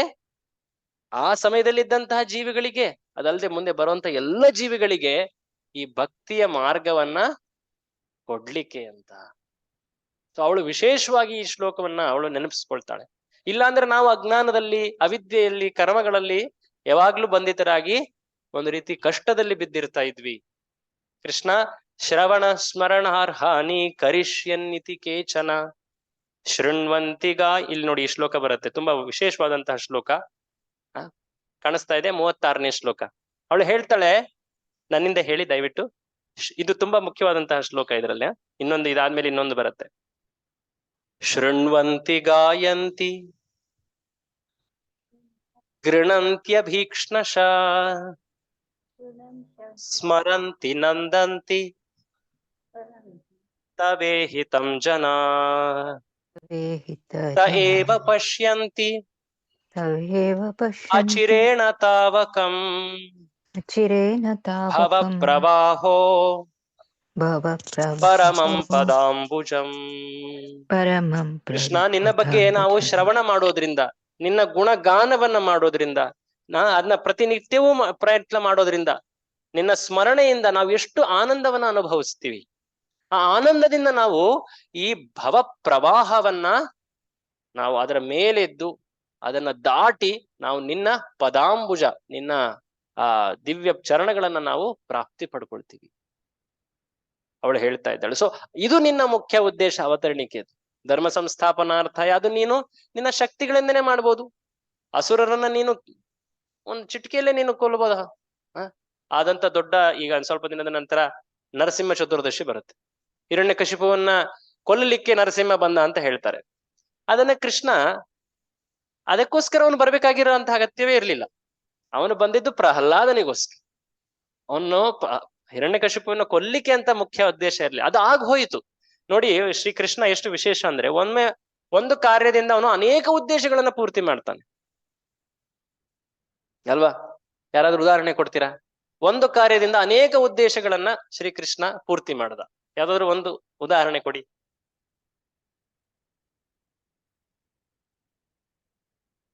ಭಗವದ್ಗೀತೆ. ಓಕೆ, ಹೇಗೆ?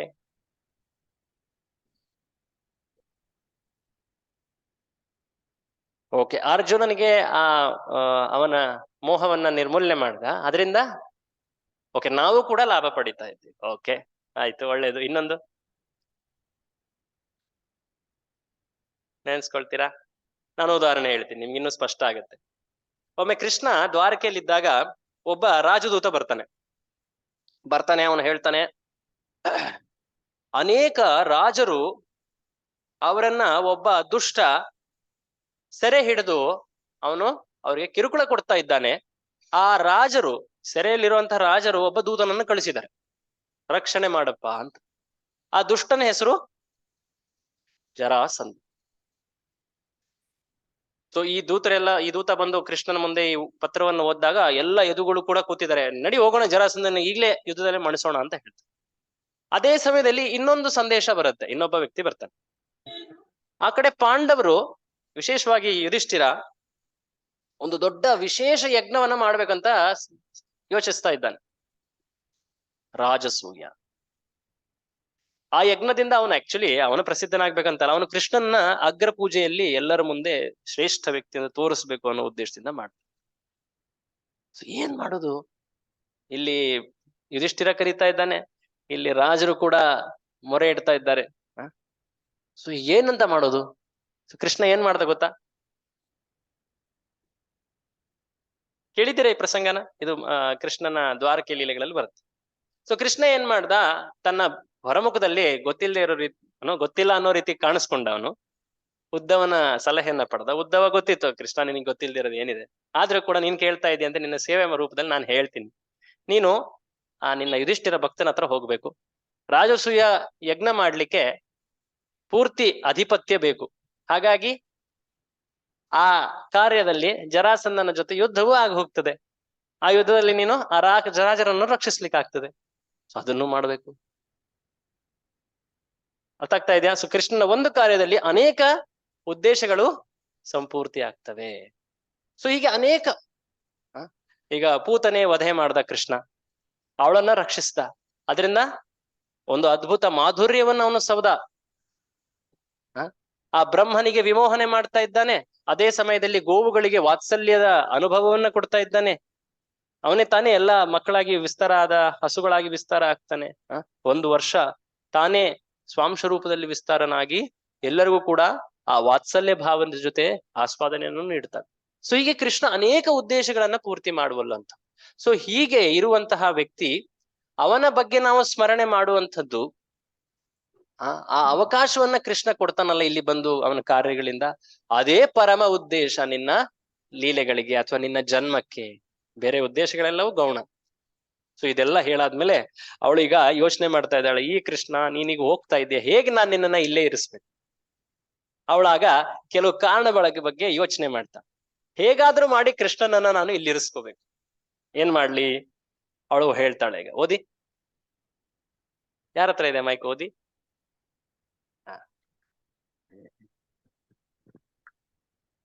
ನಿನ್ನ ಹೆಚ್ಚಿನ ಸಂಘಕ್ಕಾಗಿ ನಾನು ನಿನ್ನ ಮನವೊಲಿಸುತ್ತೀನಿ. ನಿನ್ನ ಮನವೊಲಿಸ್ತೀನಿ, ನಾನು ಏನಾದ್ರೂ ಮಾಡಿ ನಿನ್ನ ಇಲ್ಲಿರ್ಸ್ಕೊಳಕ್ ಪ್ರಯತ್ನ ಮಾಡ್ತೀನಿ. ಹೇಳಿ.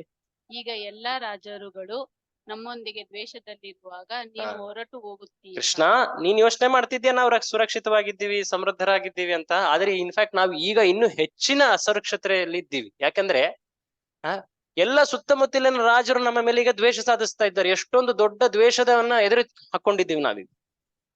ಎಷ್ಟೊಂದು ಜನರನ್ನ ನಾವು ಕೊಲ್ಬೇಕಾಯ್ತು ಯುದ್ಧದಲ್ಲಿ. ಸೊ ಅವರೆಲ್ಲರೂ ಅವರ ವಂಶಸ್ಥರೆಲ್ಲ ಇದ್ದಾರಲ್ವಾ, ಕಾಯ್ತಾ ಇದ್ದಾರೆ ಅವಕಾಶಕ್ಕೋಸ್ಕರ ನಮ್ಮ ಮೇಲೆ ಯುದ್ಧ ಮಾಡಿ ನಮ್ಮನ್ನ ಕೊಲ್ಲಲಿಕ್ಕೆ. ಇನ್ಫ್ಯಾಕ್ಟ್ ನಮ್ಗೆ ಈಗ ನಿನ್ನ ಸುರಕ್ಷತೆ ಇನ್ನು ಹೆಚ್ಚಾಗಬೇಕು ಕೃಷ್ಣ. ಮುಂದೆ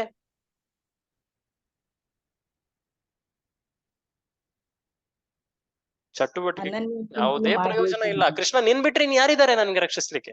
ಎಲ್ಲರನ್ನೂ ಕಳ್ಕೊಂಡ್ವಲ್ಲ ನಾವು ಯುದ್ಧದಲ್ಲಿ. ನೀನೊಬ್ಬನೇ ನಮ್ಮ ರಕ್ಷಕ. ಮೊದ್ಲಿಂದನೂ ನೀವೇ ನನ್ನ ರಕ್ಷಕ, ಈಗ ನೀನೊಬ್ಬನೇ ನಮ್ಮ ರಕ್ಷಕ.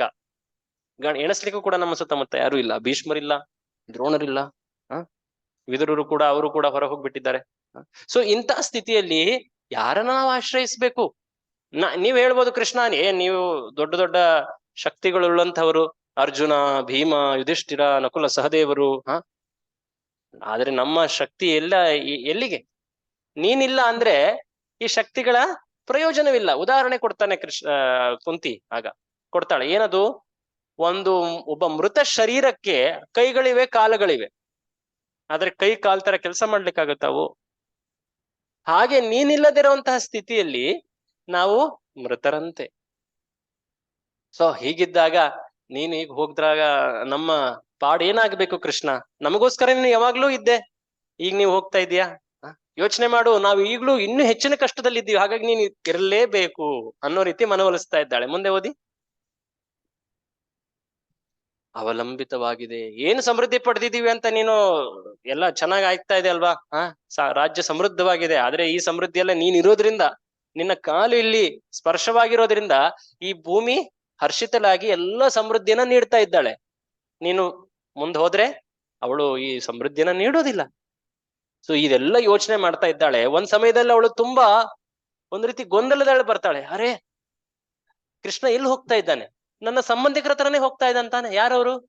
ಯದುಗಳು. ನನಗೆ ಅವರು ಸಂಬಂಧಿಕರು. ಇವರು ನನ್ನ ಮಕ್ಕಳು, ನನ್ನ ಗಂಡನ ಕಡೆಯಿಂದ, ಅವರು ನನ್ನ ಅಣ್ಣನ ಕಡೆಯಿಂದ ಸಂಬಂಧಿಕರು. ಅವ್ರಿಗೆ ನಾನು ದುಃಖದಲ್ಲಿಟ್ಟು ಇವ್ರಿಗೋಸ್ಕರ ನಾನು ಹೇಳಲಾ, ಅಥವಾ ಇವ್ರಿಗೆ ದುಃಖ ಪಡಿಸ್ಲಿ, ಅವ್ರಿಗೋಸ್ಕರ ಕಳಿಸ್ಲಾ? ಭೌತಿಕ ಸಂಬಂಧಗಳು ಹೀಗೆ ಅಲ್ಲ. ಒಂದು ರೀತಿ ಗೊಂದಲದಲ್ಲಿ ಕೂರಿಸ್ತವೆ. ಸೊ ಹೀಗೆ ಅವಳು ಒಂದು ರೀತಿ ದಿವ್ಯ ಗೊಂದಲದಲ್ಲಿ ಅವಳು ಭಾವವನ್ನು ವ್ಯಕ್ತಪಡಿಸ್ತಾ ಇದ್ದಾಳೆ. ಹೇಳ್ತಾಳೆ ಅವಳು, ನೋಡಿ ಓದಿ. ನರಳುತ್ತಾರೆ. ನೀನ್ ಇಲ್ಲಿದ್ರೆ ಅವ್ರು ಅಳ್ತಾರೆ, ಅಲ್ಲಿ ಹೋದ್ರೆ ಇವ್ರು ಅಳ್ತಾರೆ. ಮುಂದೆ ಸೊ ಕೃಷ್ಣ, ನಾನು ಏನ್ ಬೇಡ್ಕೊಳ್ತೀನಿ, ಈ ಆಸಕ್ತಿನ ನನ್ನಿಂದ ಇದು ಕಡ್ದು ಹಾಕಪ್ಪ. ಈ ಆಸಕ್ತಿಗಳು ನನ್ನನ್ನ ಗೊಂದಲದಲ್ಲೇ ಹಾಕ್ತಾ ಇದ್ದಾವೆ ಅಂತ ಕೇಳಲಿಕ್ಕೆ, ಏನಪ್ಪಾ ಇದು ಈ ರೀತಿ ಪ್ರಾರ್ಥನೆ ಮಾಡ್ಬಿಟ್ಲಲ್ಲ ಕುಂತಿ. ಆದ್ರೆ ಅವರ ಮೇಲೆ ಒಂದು ಆಸಕ್ತಿ ಅನ್ನೋದು ಭಕ್ತಿ ಸ್ತರದಲ್ಲಿ ಅವಳಿಗಿತ್ತು. ಅವಳು ಏನ್ ಕೇಳ್ಕೊಳ್ತಾ ಇದ್ದಾಳೆ? ಈ ಶರೀರದ ಮೂಲಕ ನಾನು ಅವರನ್ನ ಕಾಣೋದು ಬೇಡ. ಆ ಶರೀರದ ಸಂಬಂಧಗಳು ನನ್ಗೆ ಈ ಗೊಂದಲದಲ್ಲಿ ಹಾಕ್ತಾ ಇದ್ದಾವೆ. ಅದರ ಬದಲು ನಾನು ಅವರನ್ನ ನಿನ್ನ ಭಕ್ತರಂತೆ ಕಾಣ್ಲಿ, ನಾನು ಆ ದೃಷ್ಟಿ ನಮಗೆ ನೀಡು. ಸೊ ಹಾಗಾಗಿ ಕೃಷ್ಣ ಕೇಳ್ಬೋದು ಮುಂದೆ, ಏನದು? ಏನ್ ಬೇಕು ನಿನಗೆ? ನನ್ನ ಭಕ್ತರ ಸಹವಾಸ ಬೇಡ ಅಂತ ಹೇಳ್ತಾ ಇದ್ದೀಯ? ನನ್ನ ಭಕ್ತರಲ್ವಾ ಪಾಂಡವರು ಮತ್ತೆ ಯದುಗಳು? ಅವ್ರ ಜೊತೆ ನೀನು ಸಂಬಂಧ ಕಡ್ದು ಹಾಕೋಬೇಕಾ? ನೀನು ಜ್ಞಾನಿಗಳು ವಿರಾಗಿಗಳ ರೂಪದಲ್ಲಿ ನೀನ್ ಮಾತನಾಡ್ತಾ ಇದೆಯಲ್ಲ ಕುಂತಿ. ಇದು ಪರಮ ಮಾರ್ಗ ಅಲ್ಲ. ಭಕ್ತಿಯಲ್ಲಿ ವೈರಾಗ್ಯ ಅದು ಸಲ್ಲದು. ಸೊ ಏನ್ ಕೇಳ್ತಾ ಇದ್ದೀಯಾ ಕುಂತಿ ನೀನು ಅಂತ ಕೃಷ್ಣ ಯೋಚನೆ ಮಾಡ್ತಾ ಇದ್ದಾನೆ. ಓದಿ.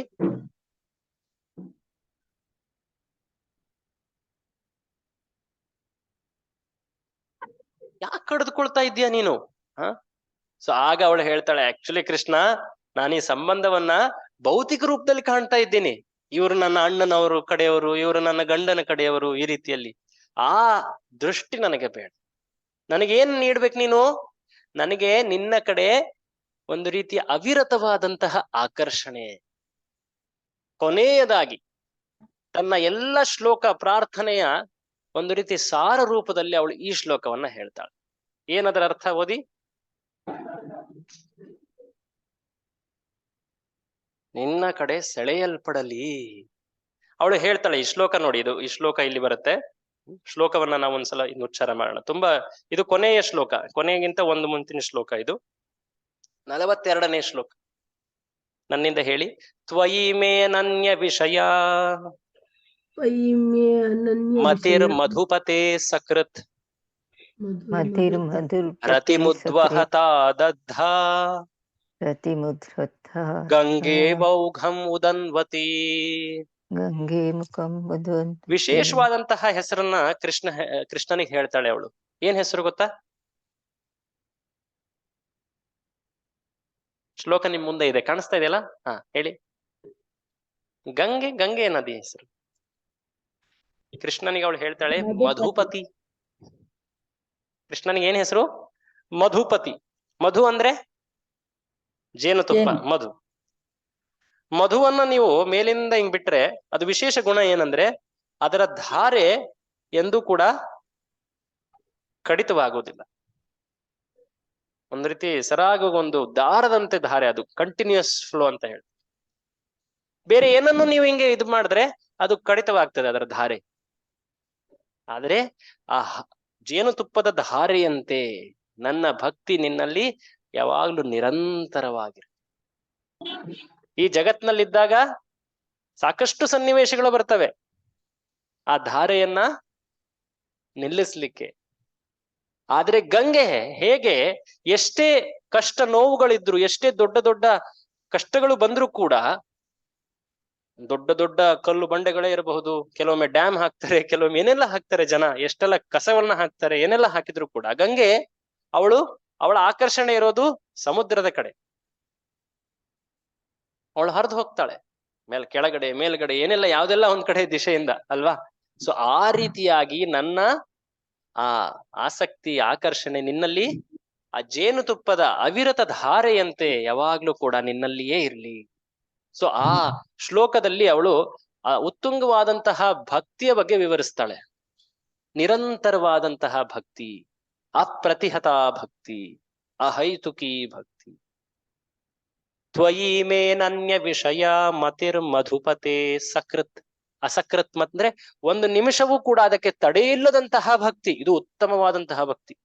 ಅದಕ್ಕೆ ಭಾಗವತದ ಸ್ತುತಿಗಳಲ್ಲಿ ಉತ್ತಮ ಭಕ್ತಿಯ ಅರ್ಥವನ್ನ ನಾವು ತಿಳ್ಕೊಳ್ತೀವಿ. ರತಿಂ ಉದ್ವಹತಾದ್. ಉದ್ವಹತಾದ್ ಅಂದ್ರೆ ಹರಿಯಲಿ, ನನ್ನ ಹೃದಯದ ಆಕರ್ಷಣೆ ನಿನ್ನಲ್ಲಿಯೇ ಹರಿಲಿ, ನಿರಂತರವಾಗಿ ಹರಿಯಲಿ. ಹೇಗೆ ಗಂಗೆ ಹರಿತಾಳೋ ಸಮುದ್ರದ ಕಡೆ, ಹಾಗೆ ನಿತ್ಯವೂ ಕೂಡ ನಿನ್ನಲ್ಲಿ ಅದು ಹರಿಯಲಿ. ತ್ವಯಿ ಅನನ್ಯ ಭಕ್ತಿ ಅಂತ ಹೇಳ್ತೀವಲ್ಲ, ಆ ಶಬ್ದ ಇದೆ ನೋಡಿ, ಅನನ್ಯ ವಿಷಯ. ಸೊ ಇವಳು ಆ ಅನನ್ಯ ಭಕ್ತಿಯ ಪಾಲಕಳು. ಅದನ್ನೇ ಅವಳು ಆಶಿಸ್ತಾ ಇದ್ದಾಳೆ ಅಲ್ಲಿ, ಭಕ್ತಳವಳು. ಹಾಗಾಗಿ ಅದನ್ನೇ ಆಶಿಸ್ತಾ ಇದ್ದಾಳೆ. ನಮಗೂ ಕೂಡ ಯಾವ ಆಶಯ ಇರಬೇಕು ಅನ್ನೋದನ್ನ ಭಾಗವತ ತೋರಿಸ್ಕೊಡುತ್ತೆ. ಕೊನೆಗೆ ಅವಳು ಕೃಷ್ಣನ ಸ್ತುತಿಯನ್ನ ಮಾಡ್ತಾಳೆ. ಕೃಷ್ಣನ ಪೂರ್ತಿಯಾದಂತಹ ಪರಿಚಯವನ್ನ ಒಂದೇ ಶ್ಲೋಕದಲ್ಲಿ ಹೇಳ್ತಾಳೆ. ಸಂಕ್ಷೇಪವಾಗಿ ಹೇಳಿ. ಶ್ರೀಕೃಷ್ಣ ಕೃಷ್ಣ ಸಖ ವೃಷ್ಣಿ ಋಷಭಾವನಿ ಧೃಗ್ ರಾಜನ್ಯವಂಶದಹನ ಅನಪವರ್ಗ ವೀರ್ಯ ಗೋವಿಂದ ಗೋದ್ವಿಜ ಸುರಾರ್ತಿ ಹರಾವತಾರ ಯೋಗೇಶ್ವರ ಅಖಿಲ ಗುರೋ ಭಗವನ್ ನಮಸ್ತೆ. ಭಗವಾನ್ ಶ್ರೀ ಕೃಷ್ಣ ಕಿ ಜೈ. ಸೊ ಈ ರೀತಿಯಾಗಿ ಕೊನೆಯ ಶ್ಲೋಕವನ್ನ ಅವಳು ಹೇಳಿ, ಭಗವಂತ ನಾನು ಏನ್ ಕೇಳ್ಕೊಂಡ್ಲಿ, ನೀನ್ ಇಲ್ಲಿರ್ತೀಯೋ ಇಲ್ಲೇ ಇರು ಅಂತ ಹೇಳ, ಅವ್ರು ಬಳಲ್ತಾರೆ. ಅಲ್ಲಿ ಹೋಗ್ತಾರೆ ಅಂತ ಅಲ್ಲಿ ಹೋಗು ಅಂತ ಹೇಳ, ಇವ್ರು ಬಳಲ್ತಾರೆ. ನಾನು ಬೇಡ್ಕೊಳ್ಳೋದಿಷ್ಟೇ, ನಿನ್ನ ಪ್ರತಿಯಾಗಿ ನನಗೆ ಸದಾ ಅವಿರತವಾದಂತಹ ಆಕರ್ಷಣೆ, ಆ ಮತಿ ನಿನ್ನ ಕಡೆಯೇ ಯಾವಾಗ್ಲೂ ಹರಿತಾ ಇರ್ಲಿ, ನಿನ್ನ ಸ್ಮರಣೆ ಯಾವಾಗ್ಲೂ ಆಗ್ತಾ ಇರ್ಲಿ ಅಂತ ಬೇಡ್ಕೊಳ್ತ. ಕೃಷ್ಣ ಕೊನೆಗೆ ಇದೆಲ್ಲ ಆದ್ಮೇಲೆ ಅವನು ಒಂದ್ ರೀತಿ ಮುಗುಳ್ನಗ್ತಾನೆ, ಮಾತಾಡೋದಿಲ್ಲ. ಏನ್ ಮಾಡ್ತಾನೆ? ಮಂದಹಾಸವನ್ನ ನೀಡ್ತಾನೆ. ಅದರಿಂದ ಪೂರ್ತಿಯಾಗಿ ಅವಳ ಮಾತುಗಳನ್ನ ಸ್ವೀಕರಿಸ್ತಾನೆ. ಅವಳು ಪೂರ್ತಿಯಾಗಿ ಸಂತುಷ್ಟಳಾಗ್ತಾನೆ. ಕೃಷ್ಣ ಅವಳ ಸ್ತುತಿಯಿಂದ ಅವನು ಅಲ್ಲೇ ನಿಂತ ಅಂತ ಹೇಳಲಿಕ್ಕೆ ಆಗೋದಿಲ್ಲ. ಯಾಕಂದ್ರೆ ಕೃಷ್ಣ ಅವನು ಸರ್ವ ಸ್ವತಂತ್ರನಾಗಿದ್ದ. ಅವಳು ಕೂಡ ಅದನ್ನ ಕೊನೆಗೆ ಸ್ವೀಕರಿಸಿದ್ಲು. ಬಟ್ ಅವಳು ಪ್ರಾರ್ಥನೆಯನ್ನ ಮಾಡಿದ್ಲು. ಇದಾದ ಮೇಲೂ ಕೂಡ ಕೃಷ್ಣ ದ್ವಾರಕೆಗೆ ಹೋಗಬೇಕು ಅಂತಾನೆ ಮುನ್ನಡೀತಾ ಇದ್ದ. ಆಗ ಯುಧಿಷ್ಠಿರ ಬರ್ತಾನೆ.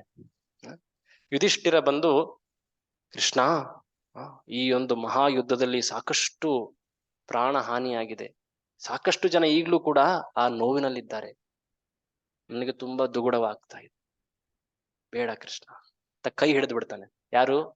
ಯುಧಿಷ್ಠಿರ. ಕೃಷ್ಣ ಅವನ ಕೈ ಹಿಡಿದ ಮೇಲೆ ಮುಂದೆ ಹೋಗ್ಲಿಕ್ಕೆ ಆಗೋದಿಲ್ಲ. ಮತ್ತೆ ಅವನು ಅಲ್ಲೇ ನಿಲ್ತಾನೆ. ಸಾಕಷ್ಟು ದಿನಗಳು ಯುಧಿಷ್ಠಿರನ ಜೊತೆ ಮಾತುಕತೆ ಆಗತ್ತೆ. ಯುಧಿಷ್ಠಿರನನ್ನ ಸಂತೈಸ್ಲಿಕ್ಕೆ ಕೃಷ್ಣನಿಗೆ ಸಾಧ್ಯವೇ ಆಗ್ತಾ ಇಲ್ಲ. ಅಂತಹ ಅರ್ಜುನನಿಗೆ ಸಂತೈಸಿದ್ದ ಕೃಷ್ಣ ಭಗವದ್ಗೀತೆ ನೀಡಿ, ಜ್ಞಾನವನ್ನ ನೀಡಿ. ಆದ್ರೆ ಈಗ ಯುಧಿಷ್ಠಿರನಿಗೆ ಅವನು ಸಾಂತ್ವನ ನೀಡ್ಲಿಕ್ಕೆ ಆಗ್ತಾ ಇಲ್ಲ. ಯಾಕೆ? ಕೃಷ್ಣನಿಗೆ ಅಸಮರ್ಥನ? ಪರಮಾತ್ಮನಾಗಿ ಅವನೇ ಹೃದಯದಲ್ಲಿದ್ದಾನೆ. ಆದ್ರೆ ಅವನೇ ಯೋಜನೆ ಮಾಡ್ತಾ ಇದ್ದಾನೆ, ಯುಧಿಷ್ಠಿರ ನೀನು ಸಾಂತ್ವನಗೊಳ್ಳಬೇಡ ಅಂತ ಒಳಗಡೆಯಿಂದ ಅವನು ಹೇಳ್ತಾನೆ. ಹೊರಗಡೆಯಿಂದ ಅವನೇ ಮಾತನಾಡ್ತಾ ಇದ್ದಾನೆ, ಒಳಗಡೆಯಿಂದ ಅವನು ಹೇಳ್ತಾ ಇದ್ದಾನೆ, ಯುಧಿಷ್ಠಿರ ಈ ಮಾತುಗಳನ್ನ ಸ್ವೀಕರಿಸ್ಬೇಡ. ಯಾಕೆ ಅಂದ್ರೆ ಕೃಷ್ಣನಿಗೆ ಇನ್ನೊಂದು ಮಹತ್ ಯೋಚನೆ. ಏನು? ಭೀಷ್ಮ ಮಾತಾಜಿಯವರು ಸರಿಯಾಗಿ ಹೇಳ್ತಾ ಇದ್ದಾರೆ.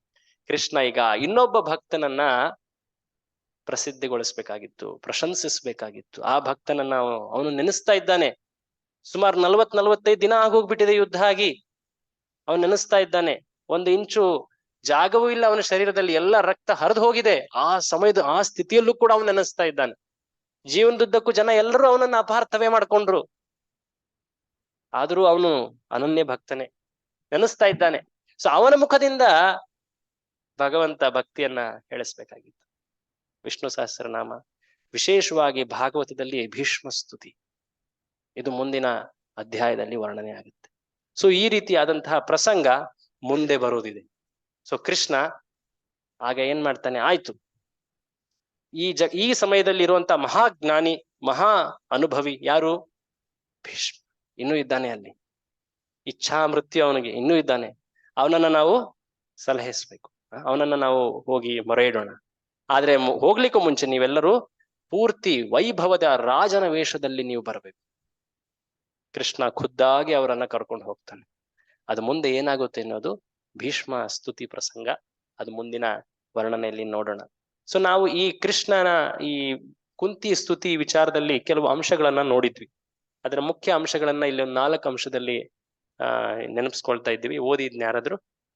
ರಾಣಿ ಕುಂತಿಯ ಪ್ರಾರ್ಥನೆಯಿಂದ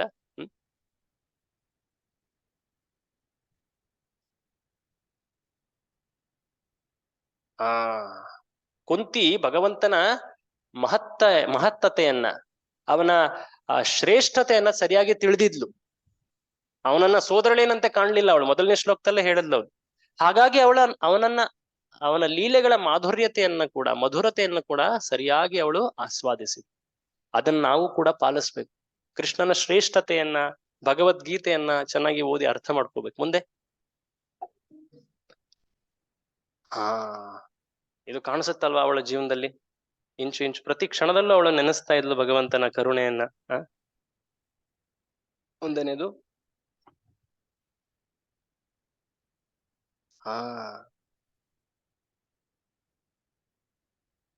ಪ್ರಯತ್ನಿಸಬೇಕು. ಹೇಗೆ ಕೃಷ್ಣ ಯಾವಾಗ್ಲೂ ಭಕ್ತವತ್ಸಲನಾಗಿ ತನ್ನ ಭಕ್ತರನ್ನ ಸಂತೋಷ ಪಡಿಸ್ತಾನೆ. ನಾವು ನಮ್ಮ ಸ್ವಲ್ಪ ಪ್ರಾಮಾಣಿಕತೆಯನ್ನು ತೋರಿಸಿದ್ರೆ ಅವನು ಎಷ್ಟು ಎಲ್ಲ ಅವನು ಆಸ್ವಾದನೆ ಏನೆಲ್ಲ ಅವನು ಆದಾನ ಪ್ರದಾನವನ್ನ ಮಾಡ್ತಾ ಇದ್ದಾನೆ, ಅದನ್ನ ನಾವು ಕಾಣಬೇಕು. ಹಾಗಾಗಿ ನಾವು ನಮ್ಮ ಸಾಮರ್ಥ್ಯವನ್ನನುಸಾರವಾಗಿ ಅಟ್ಲೀಸ್ಟ್ ಆ ಪೂರ್ತಿ ಸಾಮರ್ಥ್ಯವನ್ನಾದ್ರೂ ಹಾಕಿ ಆ ಭಕ್ತಿಯಲ್ಲಿ ನಾವು ಪ್ರಯತ್ನಿಸ್ಬೇಕು. ಕೊನೆಯದಾಗಿ